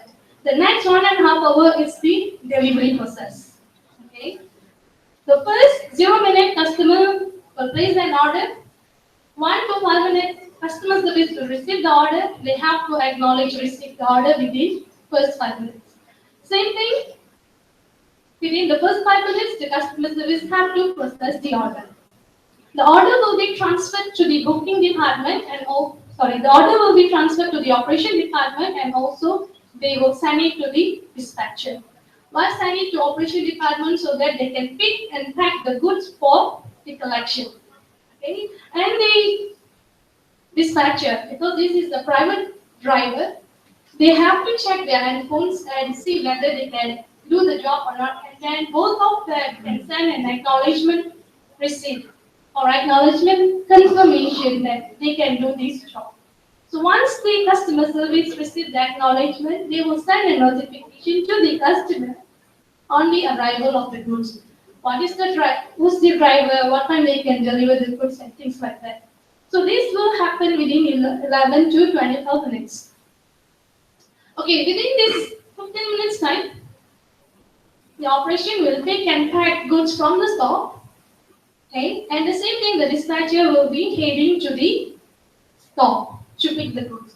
And from this moment, from the 25 minutes onward, customer can do real-time tracking. They can know where is the location of the driver and things like that. From 26 to 30 minutes, it's the journey of the dispatcher. Okay, it's the time for the dispatcher to reach the store, pick up the goods and deliver to customer within next 1.5 hours. Okay. At the same time, the customer service will receive that notification once the order is delivered. Can you see? Customer service will receive an order. At the same time, customer service will send a notification to customers saying that your good has been delivered. This process is actually you can see that the information flow at this stage is well handled. Okay, at the same time, the delivery without any delay. Without any like 1 minute or half an hour delay, you can send the goods to your customer within 2 hours time if it is within your vicinity. Okay, as customer, people like me, many people like me, are very sensitive and connected to real-time devices. The traditional method of delivery will kill the industry, will kill the company competitiveness. Okay, companies should focus on doing business differently, focus on high delivery speed with low cost solution. Okay, when we talk about third-party logistics service, normally the company must have an agreement with the third-party logistics services so that they can do the job. But not necessarily they will have jobs on daily basis, right? So small companies, SME, what they can do instead of having an agreement, every time when they have an order, they can immediately book a rider. Okay, using their handphone. And this actually they just have to pay on per mile basis. Okay, not on per job, it's mile basis. Okay, and this model actually developed to help the local retailer to gain competitive advantage in e-commerce business by accelerating their efficiency in terms of information processing and responsiveness in terms of delivery service. Both are important. In e-commerce, both are very important. And this model actually allows firms to manage and control the customer service function in-house. And they can outsource the delivery function to someone else. And beside that, the customer also have the high visibility with the real-time tracking solution provided by the by the smartphone application. And this eventually will increase the e-retailer credential in the market and also improve the customer satisfaction. Thank you so much. I hope you enjoyed my presentation. Any questions? What about the reliability factor while using the private drivers using the app like Uber or any other related or type of app? So how you will cover the reliability issues? These are the things that we also still discussing with the Uber, reliability and the security issues. But we are booking this based on the company's own, own risk. In any case, if they cannot deliver, and this is the function of the customer service of keep on responding to the customer. And what is happening on the next minute? That's why you can see the process is only 30 minutes. Okay, the order processing is only 30 minutes. In any case of the driver cannot reach to my customer, I can always have another option, send it using another driver. Then at least I know that this driver, I should not use them for my next delivery. Besides that, in Uber, you can also check the review of the driver, which is given by others. So this will give an indication to the service provider, to the store, whether to use this particular driver or not. Yeah, I think by doing that they can. We all know that there are very dominant question marks over the reliability of Uber Yes, sir. services and Yes, things like that. Related to this question, another question is that how do we ensure the confirmation of delivery to the customer? Okay. By having the tracking, I can track the driver, Okay. the location of the driver. So once he reached the customer, So today's transactions are 2,000. So you will be tracking 2,000 transactions. then you should have more customer service on that, sir. Okay. Okay, if you are Why talking, don't you hire one rider? no, Okay, I'm so talking if you about. need to hire so many customer services Fine. that they say Uh-huh. track 2,000 Okay. transactions. Why don't you hire just one? But if you, the thing is, one driver he cannot go to 2,000 places. Same thing. Like, he cannot go to 2,000 places. My that's why I just outsource to somebody else. Again, if you ask me, a store, our business, core business is selling goods. We are not good at delivery. So I would say that better outsource the things that which you are not good at to somebody else, and you can rely on them rather than you get everything into your pocket and you don't know which one to be done as your priority. That's it. Sir. Another thing, the extent of this study is Malaysia-wide. Yes, sir. And the time you are giving is 2 hours only. Yes, What sir. if one customer requests you for finance? Uh-huh. So how you will ensure this 2 hours delivery? Okay, if the customer, this is what I said that within the vicinity of the customer. If I'm located surrounding with the nearer to my customer, I can deliver goods within 2 hours. And obviously, customer also know that if they are located at Penang and my store is only at Selangor, I cannot send it to Penang. And it is a common sense for a customer to do that. The delivery takes 2 to 3 hours. But the question is, if I'm located in Plana Jaya, there are so many stores here. Why it takes 14 days for you to deliver? You got it, sir? Yeah. Okay, one last thing. Yes, sir. You are talking about competitive edge Yes, sir. with through e-commerce. Yes, sir. In my opinion, in e-commerce, the technology and quick delivery is not a competitive edge. It's a competitive necessity. What do you think? I agree with you, sir. Because based on my own experience, I think it is a necessity. That's why I keep on saying that information processing and delivery system is important. It's utmost important for e-commerce. Thank you very much. Thank you, sir. That's fine. That's too much. I mean, it's fine. Fine. Okay, thank you so much. Before your commencement, very sorry, before your commencement, I would add one suggestion and then one question. Let's Okay, start sir. with the question. Do you have calculated the price cost for the early delivery? Because if something is coming from Kuala Lumpur center to over here, and it cost me over to 43 ringgit or Okay. something like that, Mm-hmm. and I have the price of the good is 100 or 200 ringgit, the 50 or 40 ringgit will be added into the price for the early delivery. Question number one, as it also happens in Western world, the Amazon or eBay or the other stuff, if you want quick delivery within 24 hours, they charge you extra for You're that. right. Second thing is, as you people already know that Uber is basically the platform or the linking platform between the drivers and the riders. Mm-hmm. And you are thinking in the same way you are creating another platform or this stuff. So could you also develop your own website or on your application with the name of same dash that could link the Uber, the product seller, and the product consumer. These three will be linked, and all of these products from the consumer to the retailer to the Uber would be delivered in a safe or secure manner to your application. This was a suggestion, and the question was the price cost. For the first question, which is about the price, again, if it is the location of the, again, let me relate myself. I'm at Planet Jaya. The nearest stop for me, it's Paradigm Mall, which is walking distance. If they are sending a goods from the nearest store, it won't take them 40 ringgit, sir. Maybe it's only 5 ringgit or 6 ringgit to deliver. So they can use that actually. If they are going very far, 20 kilometers or 30 kilometers more than that, maybe the cost will be higher.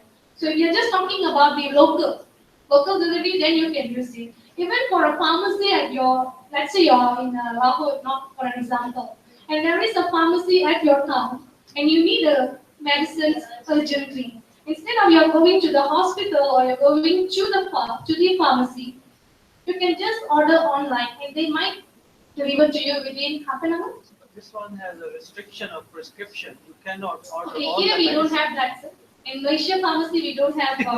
I mean that here pharmacies they have medicine. They also selling other stuff. Okay, so I'm talking about those that are non-prescriptive. Exactly. Okay, then That's a it is limitation. workable. And for your suggestion, sir, my background is transportation and logistics, and I'm not going to develop any model out of it. It's just my conceptual model only. You can develop. You can. There's no limitation. It's small investment and you will earn more. Just write it down. And after 5 years, when you will see me, you will say, thank you, sir. Thank you for your suggestion. If it is happened, I will let you know. Okay, thanks a lot. Any other questions?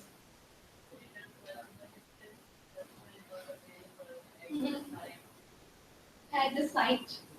If that's the case, then I would say that if you look at my slides, I want it later, I want it now. If I want it now, I have to send it now. If I want it later, then customer can let us know the delivery time as well. Mhm. Yeah. Yes, I do think about it. If there's the case that customer, these companies then should also have to include self collections. You see here?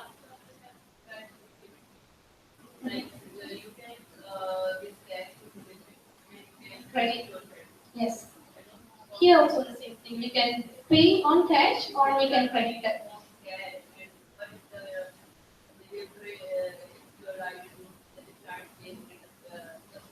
No. So actually, I didn't look at that yet. Okay, because this model I just developed it like a month ago, 2 3 weeks, 2 3 weeks, and I just submitted it at the last minute. I'm the last one to submit the paper for this conference. Okay, so I didn't have a look at into that things yet. It's just my idea on what we can do within 2 hours time. The processing of the information is 7 hours. The delivery is 1.5 hours, which I think will increase the customer satisfaction level, and also the company can actually have the credential, okay, to be present in the market, and maybe they can gain the competitive advantage out of it. Questions? Okay, thank you so much.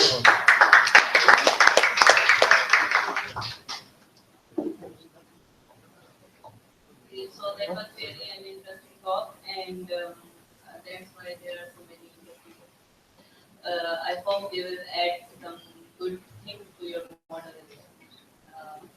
The next talk will be by Mr. Rao Smaula. He will be talking about qualitative exploration of innovation process of food industry, food manufacturing industry. So let's see what he has to say.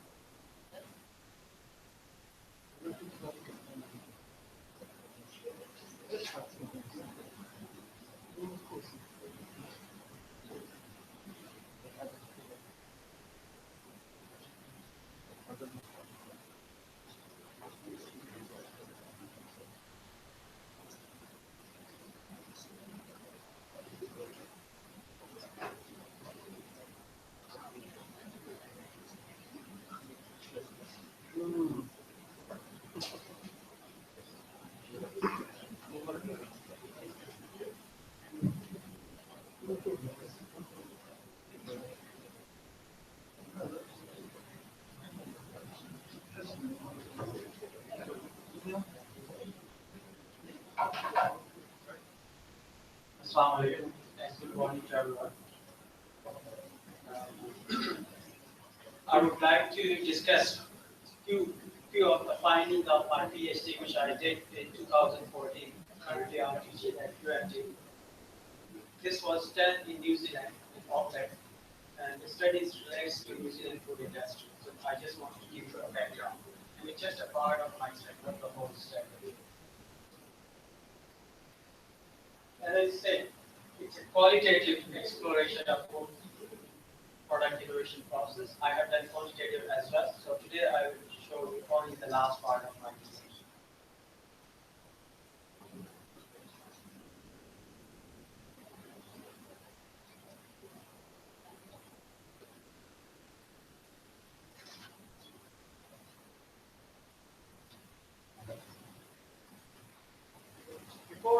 into the details of my discussion, I would like to give you an outline of my presentation that I will be going through the introduction, research problem, objectives, methodology, conclusion, and then the question and answer session.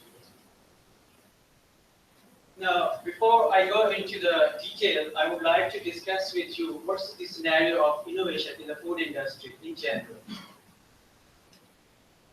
Generally or traditionally, we think food is just a food. It's not a commodity to do. Okay. Anyway, food industry is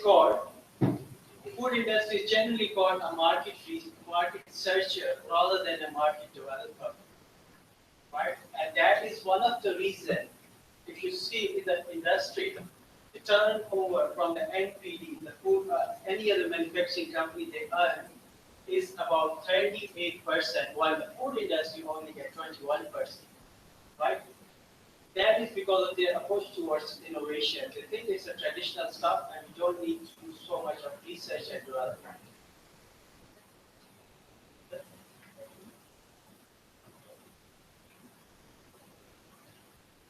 Now, I just wanted to highlight a few of the problems that how many products are launched and how many of them get success and how many of them get failed.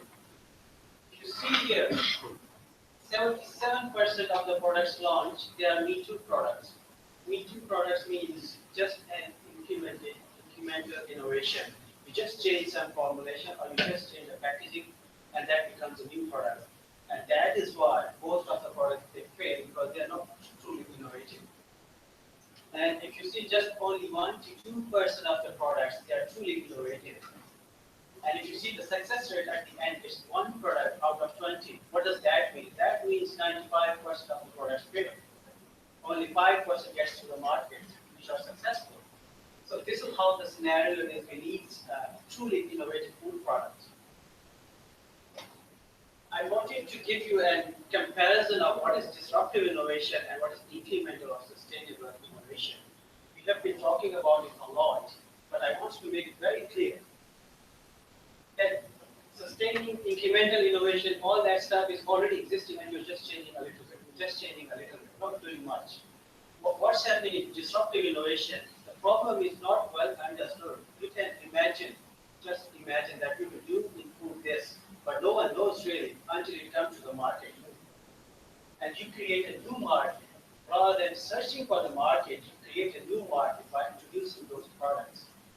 Right? And the customer doesn't know exactly what it is. When it will come to them, they will know. And I will share with you a few of the examples in the food industry. But before that, I just want to give you a highlight. What is the difference between disruptive innovation and incremental innovation? And the market is offshore will be unpredictable because no one knows about that product. So it has to be unpredictable. Traditional business models will fail. Why? Because it's a new era or new market you are developing. The traditional method may not be successful. So you have to develop a new methods. Now, this is just an overview of difference between incremental or disruptive innovation. Now I want to bring you towards the food industry. Health and wellness. I think most of you would be aware of it, right? Everybody cares about their health, right? And it's one of the fastest growing sector of the food industry. Right? If you see, it says 73 billion by 2012, this market has gone. And it is expected to go $1 trillion by 2017. It's a Euromonitor is an organization which has the data around the world about different industries, and it's very, very authentic data. They predict very good predictions. I gave you this just an example that you can add antioxidant, which helps you anti-aging. If people are getting skin dull and it looks dull, they can increase antioxidant in their food and they will be looking more fresh. And they free radicals which develop cancer later on. Antioxidants can prevent them. That is one of the examples of functional food, which is one of the category of health and wellness market. Health and wellness market comes your nutraceuticals, better for you, functional foods, any food another thing is called, I forgot the name of that relates to your genetic makeup and your nutritional requirement, genomics. That comes under health and wellness market. Now, what has happened over the years for health and wellness market? If you see, there's big 5, 6 companies. They are the leading world companies in food industry. What they have done their portfolio change. They have changed towards health and wellness commitment. They have changed their vision. They now are committed to different pledge that we will do this, and they have a global market share. This is telling how the leading food manufacturing companies are changing towards health and wellness.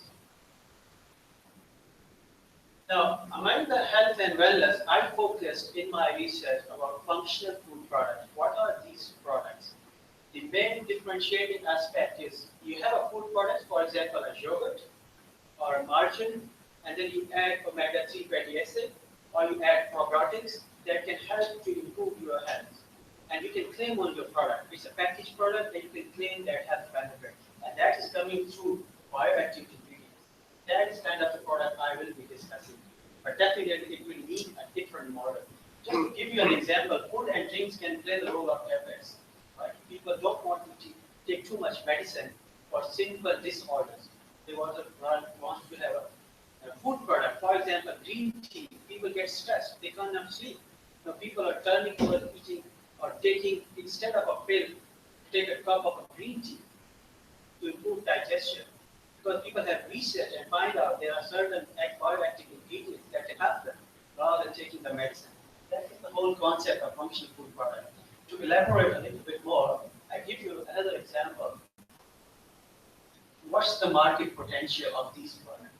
Last 10 years, this is one of the food segment which is growing fastest, 8.6% compounding growth in last 10 years. And now it has become a competitive tool. It becomes a tool to break the competitive cycle and gain a competitive edge, because if people are producing the same product with certain modification, they will not get that competitive edge. And our food industry is growing so rapidly that every product cannot last more than 2 years until it's a really differentiated food product. That's what I told you. The failure rate is 95%, which is very high. Just to give you a few examples, that phytosterols, if you are from a bio background, you would know they can prevent and reduce the cholesterol. And you can add that into your products and claim that health claim. This is one of the examples, which is a yogurt, drinking yogurt, and they add into that these bioactive agents, and then they can produce a product which is differentiated from others. And definitely you have to go for IP protection and all that stuff, which I will later. Another example is milk, which is fortified with vitamins, and then you have a double the amount of protein, 32 grams, and then you can claim that it will benefit you, but for that you need to have an efficacy or clinical trial before you can claim a health claim on this product. So definitely they need a different innovation model from the traditional food products. Now, because I was doing in New Zealand, so I have to consider the food industry potential. If they have a potential, if they have a capability and they can grow, definitely they have a vision to double their earning from the food industry to 53, from 26 billion to 53 billion, and the food production is already 5 times of its population. And then the pure, clean and water environment, that is, organics, which is one of the emerging trend. New Zealand has an edge in their clean, pure environment. And then multicultural ethnicity. They can easily try a new product to get how it will behave in the global market, because they have a global culture. So too many countries and culture they live inside New Zealand. So it's perfect place to go for functional food product and to be competitive in the international market. Now, what are the product development challenges I have highlighted you? In very, very briefly, I will go, because consumer now, they don't want just their food product to give them nutrition, rather they want some extra added health benefit. And there is increased traceability about quality and safety, and people want to get better from their value of money. And then private label, I don't know if you are familiar with this or not. There is a concept of If you have a big supermarket, they will have a private label which will be equally competitive with the branded products at the same price. So there's so much competition that you cannot live without doing a research and development in food product and bring something very, very, very truly innovative. And I think that I propose functional food products one of the tools for that. Now, as I said, this is the same thing, shortening of the product life cycle because they are replacing by new products every time and competitive market and reducing the profit margin. If you want to get a shelf space in a supermarket, the customer, the retailer will tell you how much they will give you on profit margin if your product is just an ordinary product. But if your product is strong, you can negotiate on that.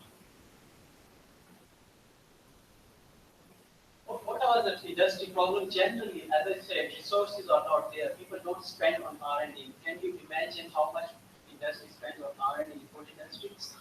It's less than 1%. Less than 1% in the food industry.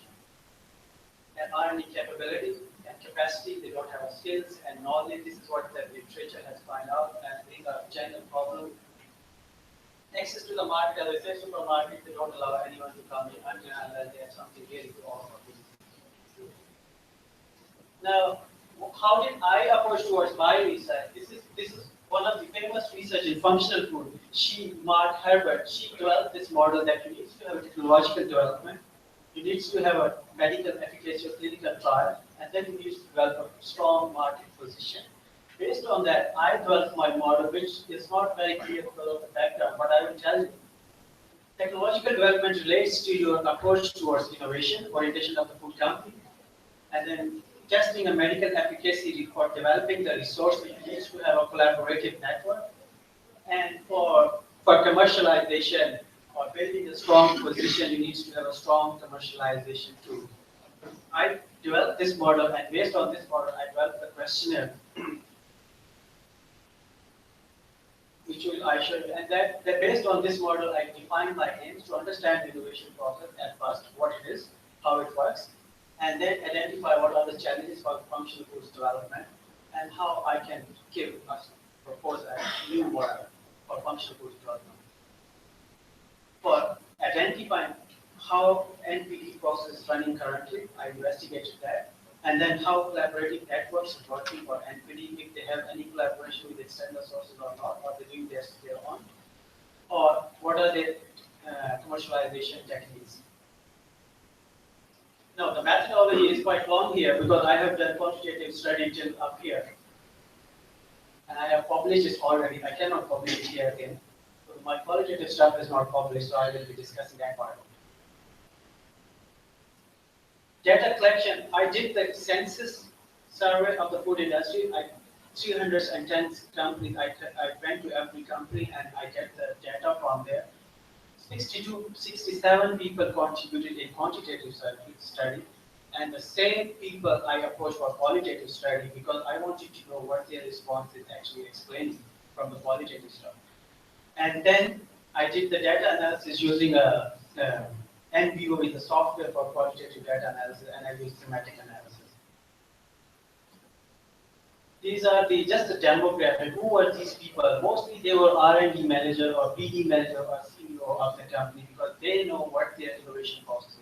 So I talked to them and collected the data. Few of my findings, which are related to my proposed model, that how NPD product development process works, and it again came out. I'm just highlighting few of the findings from the qualitative, which supports my quantitative study, that NPD process is informal process. They don't have a structured, proper formal process, and they don't have a proper people to work here. They are not specialists, and it's only customer-driven. Customer-driven means if a giant retailers like a Walmart or Kmart, they ask you to develop a product, they just develop a product for them. They don't do any research and development. Second thing was, again, this is just a customer need, but their views about customer interested in buying and initiated a key account. They get through the key account, that is their views about any process. Then the second parameter was NPD collaboration. Again, customers dominate their collaboration. They tell them what to do, and they do exactly what they want. And then personal context. If you have someone working in your industry and has good contact, it's personal contact, while it should be a institutionalized contact, which can work for long term and can work the research and development policies for your company. And then it's a need-driven process. Like if you need something for certain or research organization, you will go there, otherwise you don't go there. This is again not in favor of developing an interactive business model for innovation. This is just some of their views I want to show you. We go there where the expertise is. They are not having any set procedure or policies to develop collaboration, rather it's a need based approach, which is not effective for radically innovating food products. Now, commercialization is very, very important. If you have got something very innovative, you want to protect it. And commercialize in a way that you don't lose the exclusivity. And for that, you need a different model, not the traditional way of getting to key accounts manager, getting first in the market, or using industrial secret. No, these are not, as the literature, it cannot be like that. And this is what I find out that this that commercialization is also not as a research and development oriented company should be. They just say a patent for public display formula, which is right. I mean, industry cannot disclose their recipe, right? But if they have certain exclusivity of the bioactive ingredient, they can definitely protect it through the exclusivity right, IP rights, or patents as well. But food industry doesn't understand really what does it mean. Again, recipes are not protective, plain exclusivity is not what they do, it costs them too much. All this stuff is a traditional way of doing commercialization. Conclusion, it's an internally closed NPD which they rely on their own most of the time. They don't go for external collaboration. And ingredient supplier, they only tell them what kind of product they can. They rely on ingredient supplier and customers for collaboration. And then access to the consumer is a hurdle because they don't have a value in their product. The consumer, they cannot get to the giant retailer and then they cannot get to the consumers. What I recommended, and from my study, quantitative and qualitative together, that they should shift away from a market-driven NPD to product-driven. They should have a product focus rather than a market focus. And then they should do external collaboration with the research institute to develop their R&D capacity and capability. And they should adopt a proper, appropriate IP protection to patents or brand exclusivity rights. All these things they need to adopt, but they don't have. They have still traditional process. Thank you. Any questions?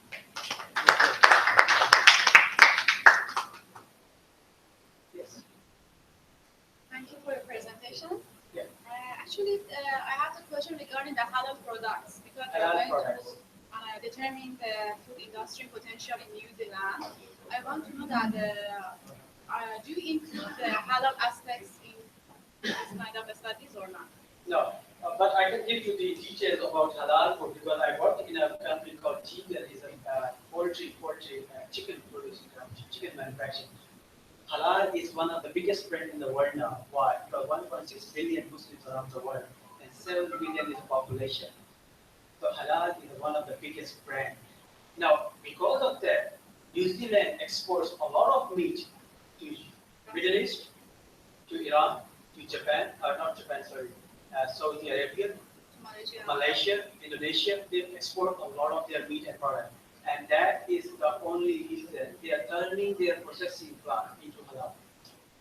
All of them. But before that, when I went there 7 years ago, it was very hard to find halal chicken. But now you can find halal meat everywhere, halal product. It's one of the biggest brands, and they are going for it because it's a big potential for the market. For your qualitative study, Yeah. how many, for each industry represent, you submit your questionnaire to each industry, food industry. It means each food industry represent as one unit of analysis. Yeah. But as I told you, the first study was quantitative. This study was done in Singapore as well at the same time. We did in Singapore as well. I did not share all that. In quantitative study, there were 310 food manufacturing companies, packaged food manufacturing companies in New Zealand, excluding the water producing companies, mineral water, excluding the alcohol beverages, right? So 310 is a good population size where you can do census. Census means go to everybody, but you cannot force them to participate. You What is can your go to response everybody. rate? Yeah, so just let me complete it. So we got 67 quantitative survey completed, which I did by myself. I took the appointment, I went there and filled it in front of me, and I explained to them all that stuff. 67 participant means 22% response rate, which is quite normal for this kind of study. Right? And then from these 67 participants, we further involve them into the research by doing the qualitative studies with them. Because it makes sense, because they know the study, they know their responses. I shared with them the quantitative results, they already know. And now they can explain what their NPD process is, what their collaborative network is. So out of 67, again 11 people, they were willing to participate. And we did qualitative interview, we just recorded the interview, each person, 3 questions on 3 parameters. They just had to explain whatever they think their NPD process is. I recorded audio and then transcript, develop the transcript, and then you do the analysis, thematic analysis. What are the major themes coming out of this So conversation? you use the qualitative to support your quantitative. Exactly. It's called sequential exploratory study. Sequential exploratory study. Yes, thank you. Implementing the product driven. Yeah. But you're going to get a list once the market will be different. Well, currently it's customer driven or market driven industry. Dominantly market driven. What happens if you go after the consumer demand? Yes, you should go. I'm not saying you should not go. You should go. But that will not create a radical innovation, or you call it disruptive innovation, to create a new market. Because to create a new market, customer generally they don't know. Only the researchers know who are in research and development. And that is why now people should shift from solely market driven to the product driven. Product driven means it has a new technology and it will create a new market. So if you are strong in that, you can be successful in the long run. But definitely it will need more resources, new business model, new innovation model, all that stuff. Yes, Functional food we are talking about is a type of processed food. of course. And nowadays we can see that the nutritionists and the medical practitioners are discouraging the processed food, and sort of they are running a campaign, and they are thinking that this is a cause of obesity in the population. So in this type of scenario, what do you think? How companies can get the competitive advantage into the market by selling the processed food, which is very much controversial? Well, to say processed food should not eat, I can challenge, you cannot live. I can challenge you. Why? Can you imagine if you're sending a military champion, for example, on a far distant places, how would you feed them? Process means you are canning them, you are packaging them. If you have a milk production and you want to send it to another place which is 6-7 hours far away, how will you send it? You have to process and preserve. Processing is actually preserving. Another example is if you have a tomato production bumper in summer, but you don't find tomatoes in winter, how would you preserve it to process it? Well, what you are saying, I totally agree. People are playing up with the processing as well. It needs to be good processor. That is why functional foods are good.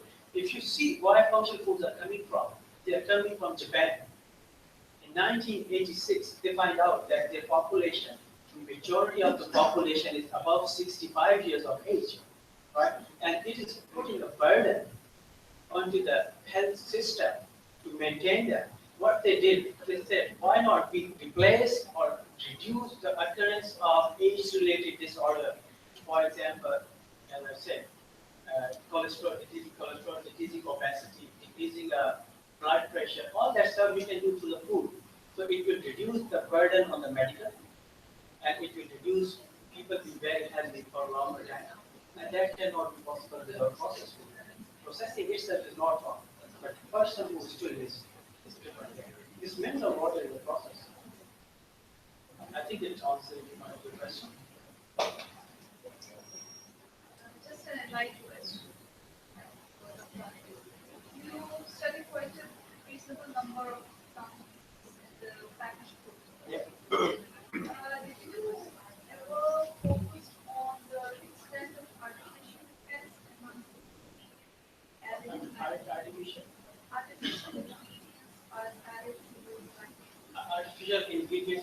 use colors. Yeah, we will. Well, I'm a food technologist basically. Just to clarify my question, let's say we buy some chicken product. Yeah. Sometimes it's true that it's not animal chicken. It is some artificial substitution. Well, what I think what you're trying to say, people add a flavor, but actual stuff is not there. Well, it does happen. You need to be careful when you buy it. It needs to treat them. Well, it really depends where you are in the world. If you go to the Europe, if you go to the Australia and New Zealand, you will not distrust it because there is a check and balance in regulation. You can't play out. Artificial ingredient, what I understood from the talk, you're talking about the synthetic colors. Synthetic color, and you can get the colors from natural sources. You can extract the red color from carrots, from tomato. You can extract different colors or come up from natural sources. That is why food technology comes from. I'm basically a food technologist. I did all my research till postgraduate level in lab. Only PhD was out of the lab, and I'm still back in lab. So artificial stuff is bad. It's banned. Synthetic colors are banned, but they're still used in markets. Nothing is recorded.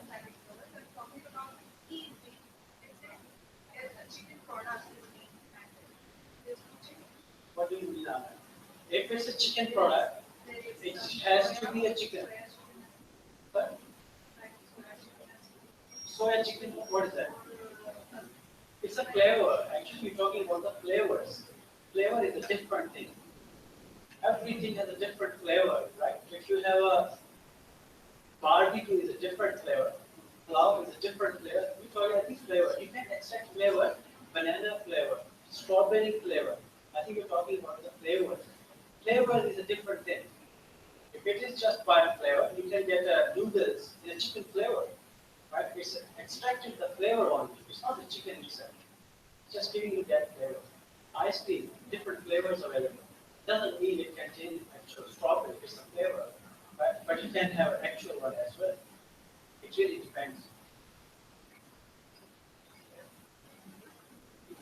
Thank you.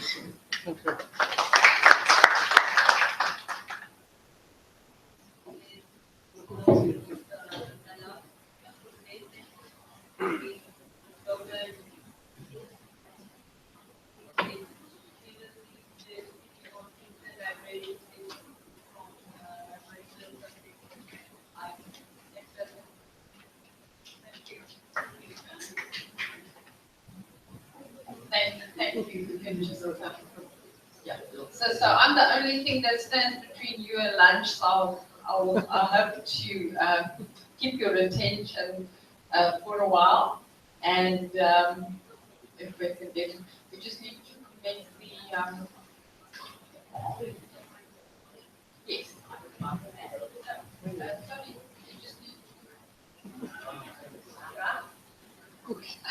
I didn't want to disturb the previous presenter, and the program has changed, so our slide wasn't on there yet. Sorry about that. Colleagues, in this short space of time that we have,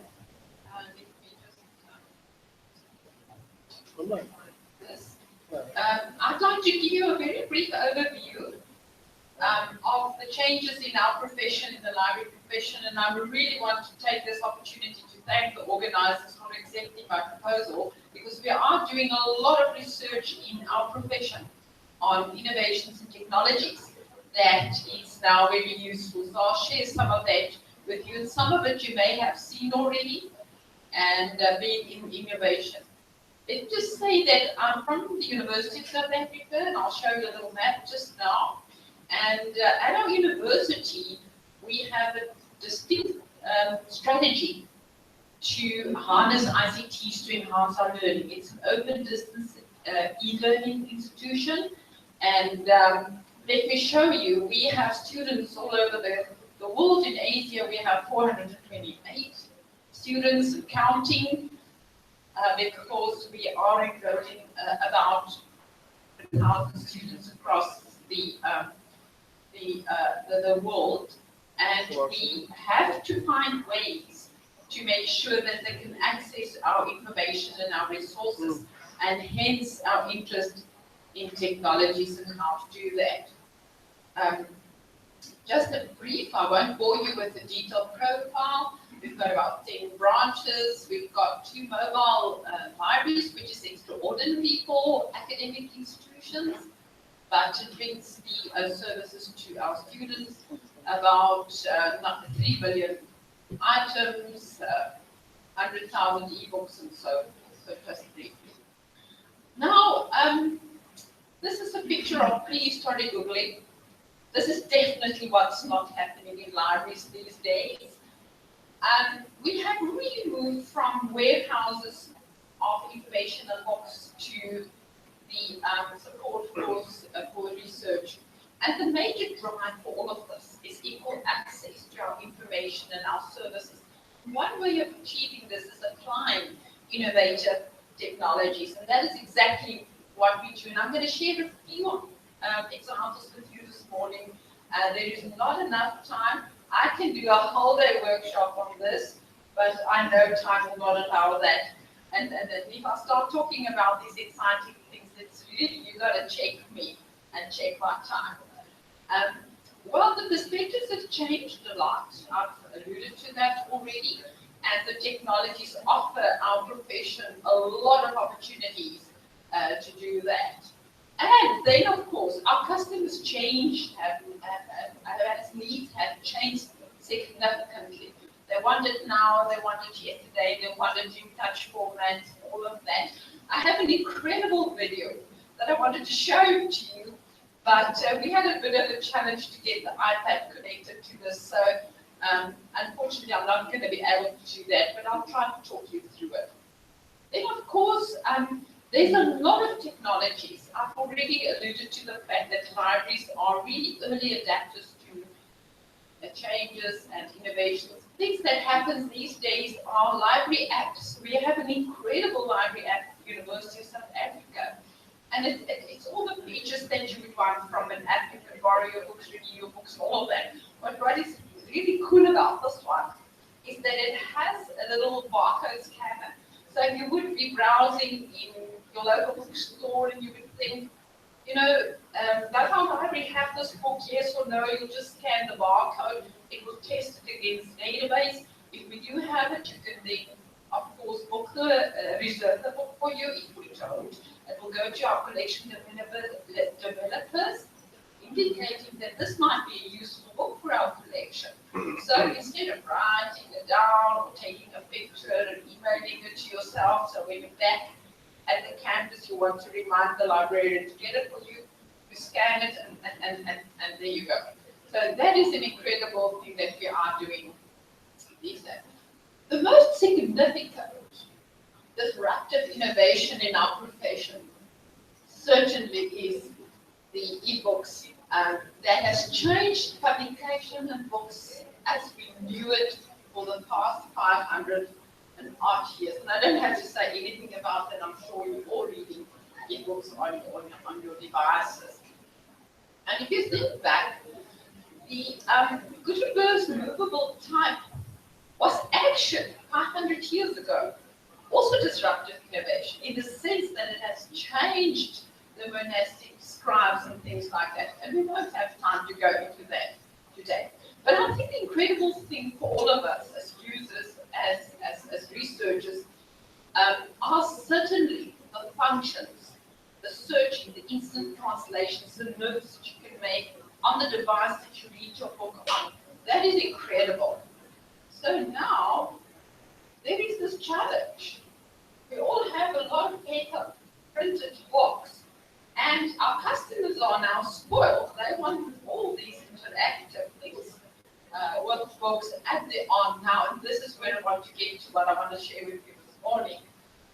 The digital interfaces for print books. There are many examples. The one that is demonstrated here is Nimble. Are any of you familiar with Fingerlink or Nimble? Have you used that? Is this useful for me to share with you what that is about? It is an incredible technology that we can use. The Fingerlink is the more conservative example. And what it does is you can take the ordinary print book, put it on a desk, and then the device would have two functions.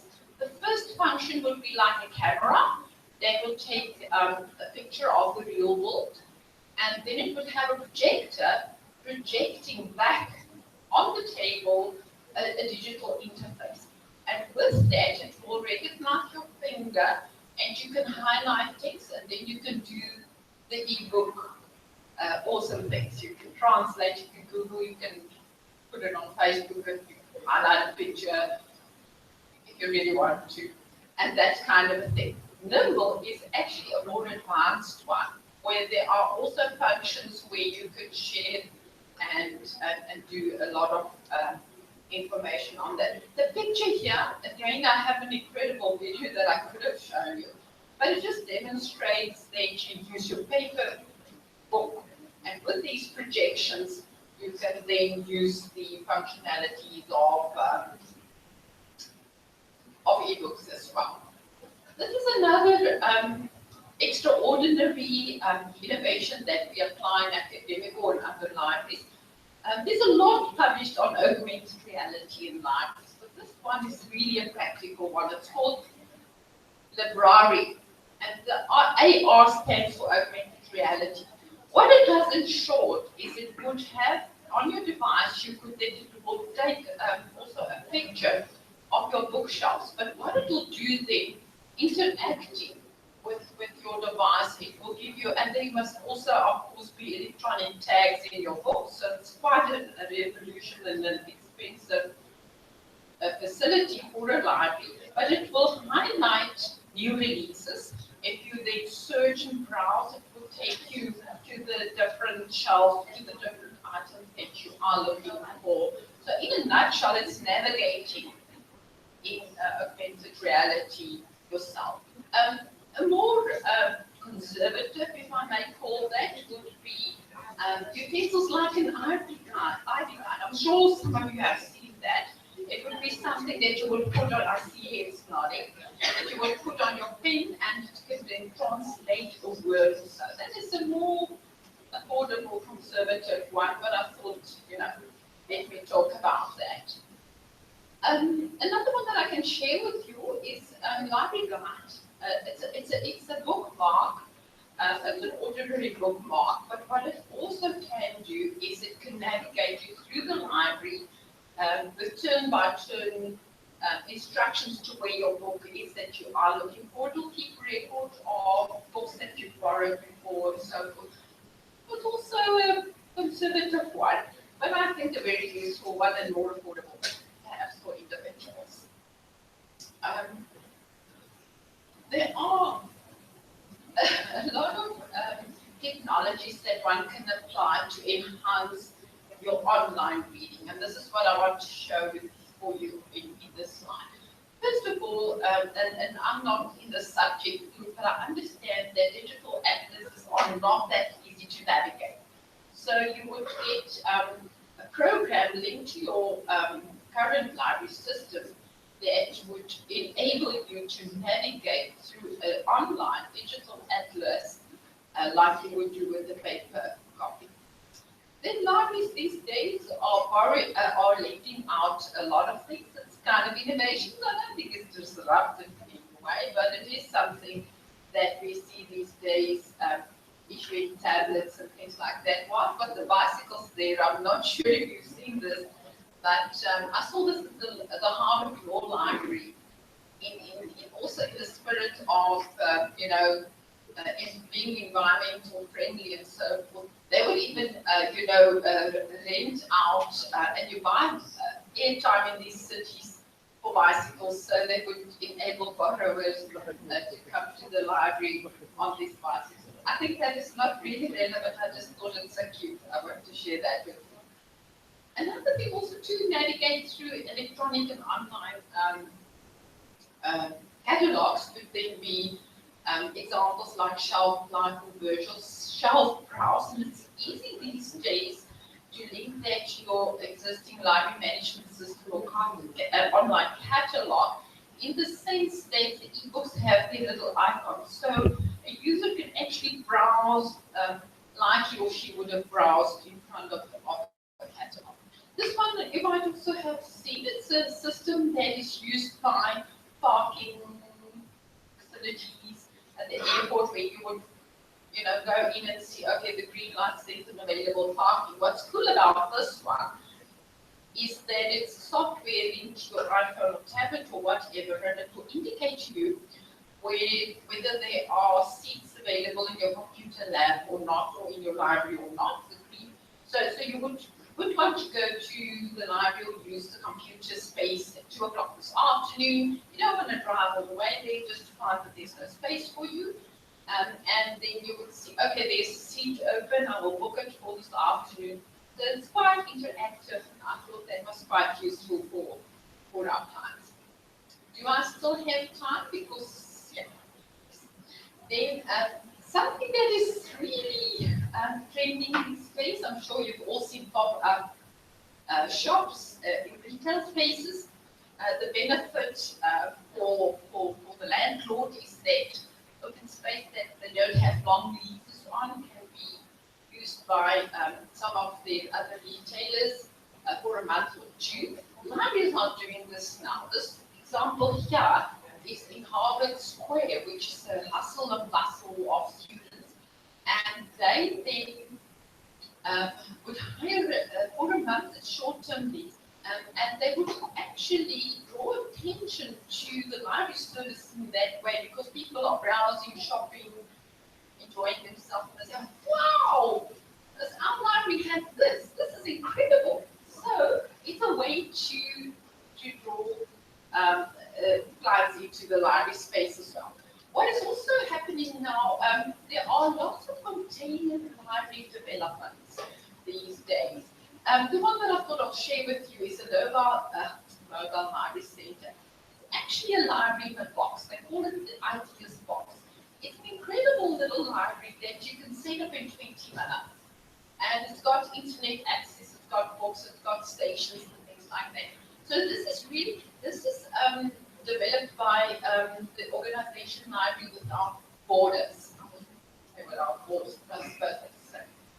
But without borders, and that is something that is so innovative when you can go into different areas.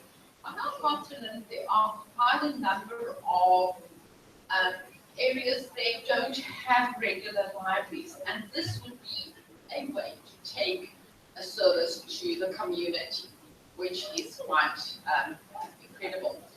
Bookless libraries, I think that's the wrong word for the bookless libraries. There are many of them now all over the world. I would rather say paperless library, because of course there are ebooks in the library, so it's not really bookless.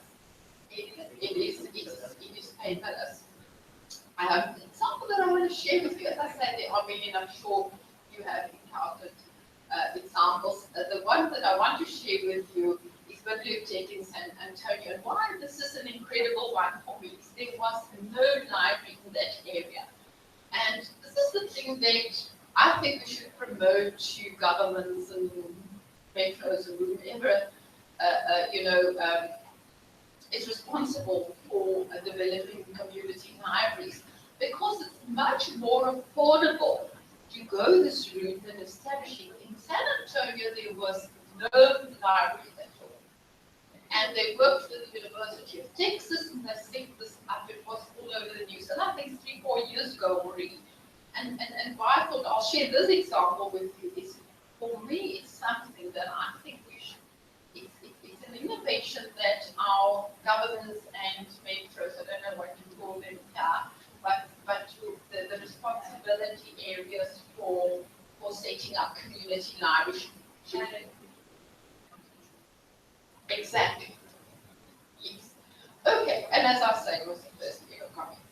Makerspace is also not such a new thing anymore, but I think let me just go about one back. Again, in community libraries, and they started off with 3D prints, but now in Makerspace you can find all sorts of things. MIT has a hobby hub, your other institution has a hobby hub where all technologies and equipment that's not in use at the university anymore, communities can come in and use that. The whole thing of it, some people call them lab labs or hacker spaces and things things like that. But the libraries have embarked on this community, on this innovation, to also offer a service for communities to develop products, and it's actually something that is really taking off very well in our profession. And then, of course, with all these paperless libraries and things like that, something that has developed also the last 3-4 years already is print on demand. What is significant about this innovation is that instead of stocking the whole print collection, libraries using this would have additional titles on the memory of this machine. And then one could print a book should one. So it's print on demand, it's really more affordable, and it's more practical as well. And that's what I wanted to share with you. I have lots more, but time doesn't allow. Any questions? I've demonstrated to you that our profession is also on top of innovation. I was extremely excited when my proposal was accepted because I talk at library conferences all the time, and here I have this wonderful opportunity. Thank you very much. Thank you.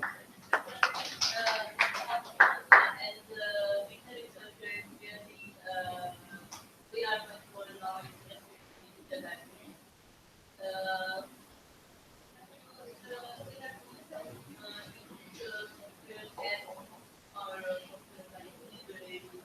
Yes.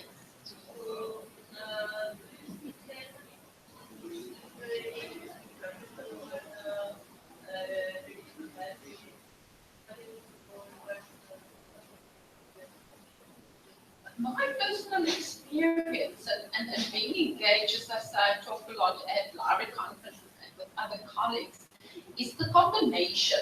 I think we have, for the next, I don't think, my view is that for the foreseeable future, we have what we call a hybrid library system, where there is still a big demand for print books, but there is also, and then there are so many. I mean, if you just embark, and that is a topic for a whole session on the open educational resources these days that we tap into, all of us as we research. I think there's a combination, especially on our continent and our students. There is still a huge demand for the print books. We've got an incredible postal and courier service to our students, and hence also the mobile libraries, because that closes the gap for those who do not have access to online services. Yeah. So it's kind of a combination. I don't think it's either or, in my view. I think this is what I was going to ask you. I mean, physical books are still very, very important. Absolutely. Because I cannot read all the time on the computer for my research. I have to get a book, proper book, and read whenever I. Absolutely. I mean, the example we got yesterday about the BRICS, the Amazon going, it was just, when I saw that, I thought, all right, what's this bad for print books? It's not going to happen. Not in my life. But I'm old already. Did you have a question?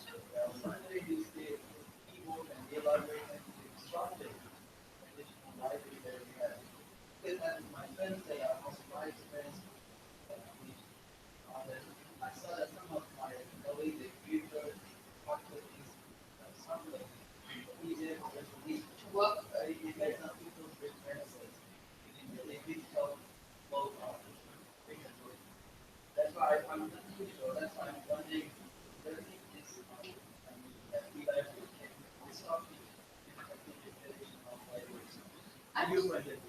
Absolutely. We are really embarking on a major strategy to manage the e-books, because there's a lot of things that comes to play. Like with any new thing, there are pros and cons, and you've got to manage the e-books very well. I mean, one of the major things that, and I haven't even shared that with you, we also have like a iris mouse scanner that our students can use to enhance your presentations where you can scan, and you can even scan text, and you can then later you can change the text. But the plagiarism is a major, major, major problem. And that's why all our institutions have, well, we use Turnitin, I'm not sure what you are using. It's the same. Oh, you also use that. Because, it's just, always when I talk about this, especially I do a lot of presentations to the Carnegie Foundation has invested a lot in our continent. And I always say to students, this one comes with a fair warning. You're going to be caught out. Don't even try. Okay. Thank you. Thank you.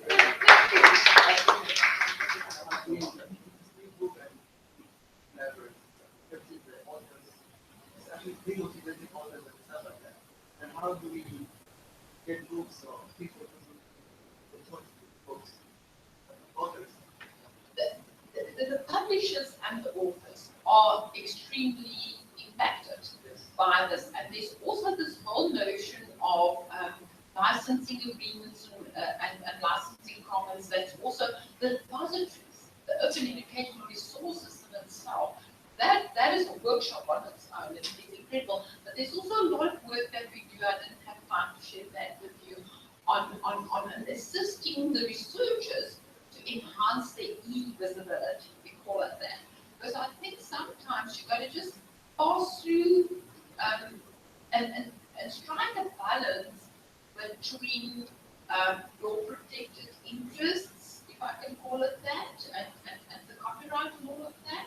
And then also the whole notion and also the topic for another day, research data management and collaborative research. We are embarking on major collaborative research, and we'd love to engage with us from the university side on that. But it's a dilemma for sure. But we should have it. Okay, thank you very much, Dr. Henning, with this. But really, I think very informative talk for researchers like us, and sensitive topic as well. Okay, so I conclude this session. This was the last presentation. We had actually mixed group type of session. It was like from biosciences, from IT, and like supply chain management, and it was good. As refreshing as I think it was morning here. So this was me, Dr. Aisha with you, and hoping to see you all in the community. Thank you very much, Dr. Aisha, the chairperson. Okay, thank you, presenters as well. So now we'll go for lunch, and the session will resume at 1:30 p.m. So we hope to see all the presenters from track 1 and track 2. The presentation will be here. Okay, thank you.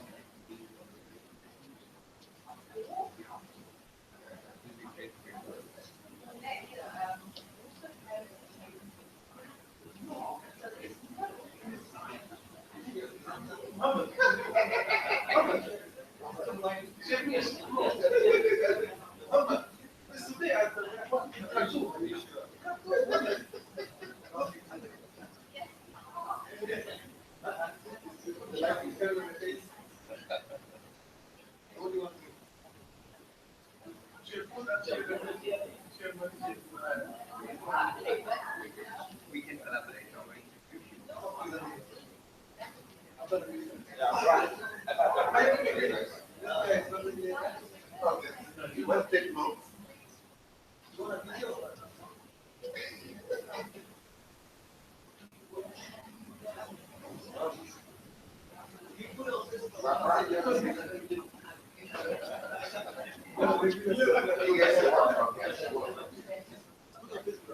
Yeah.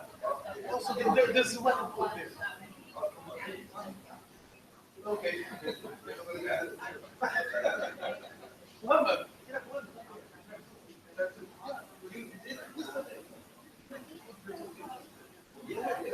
sure. And this is the video.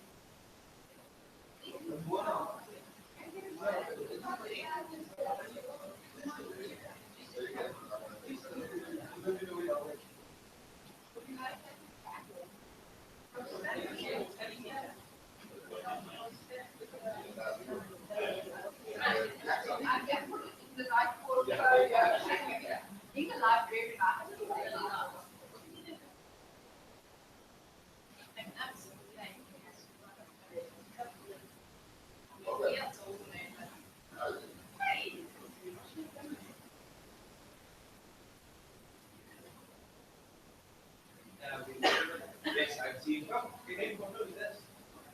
Yeah. I will take a photo. How you doing?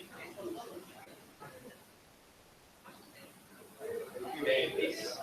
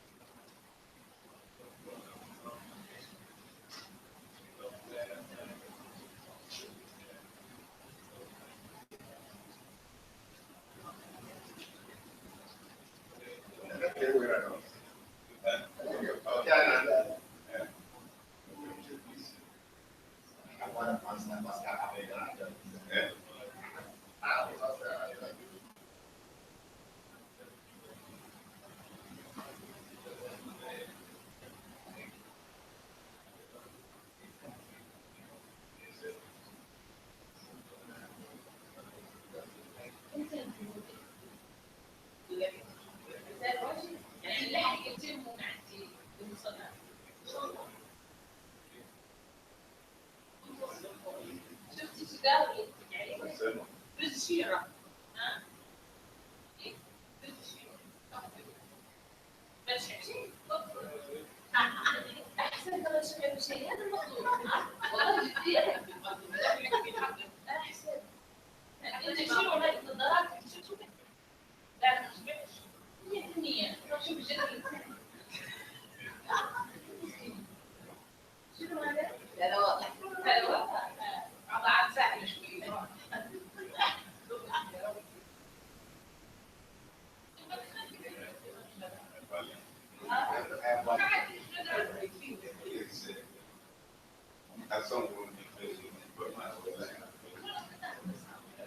Even big kage before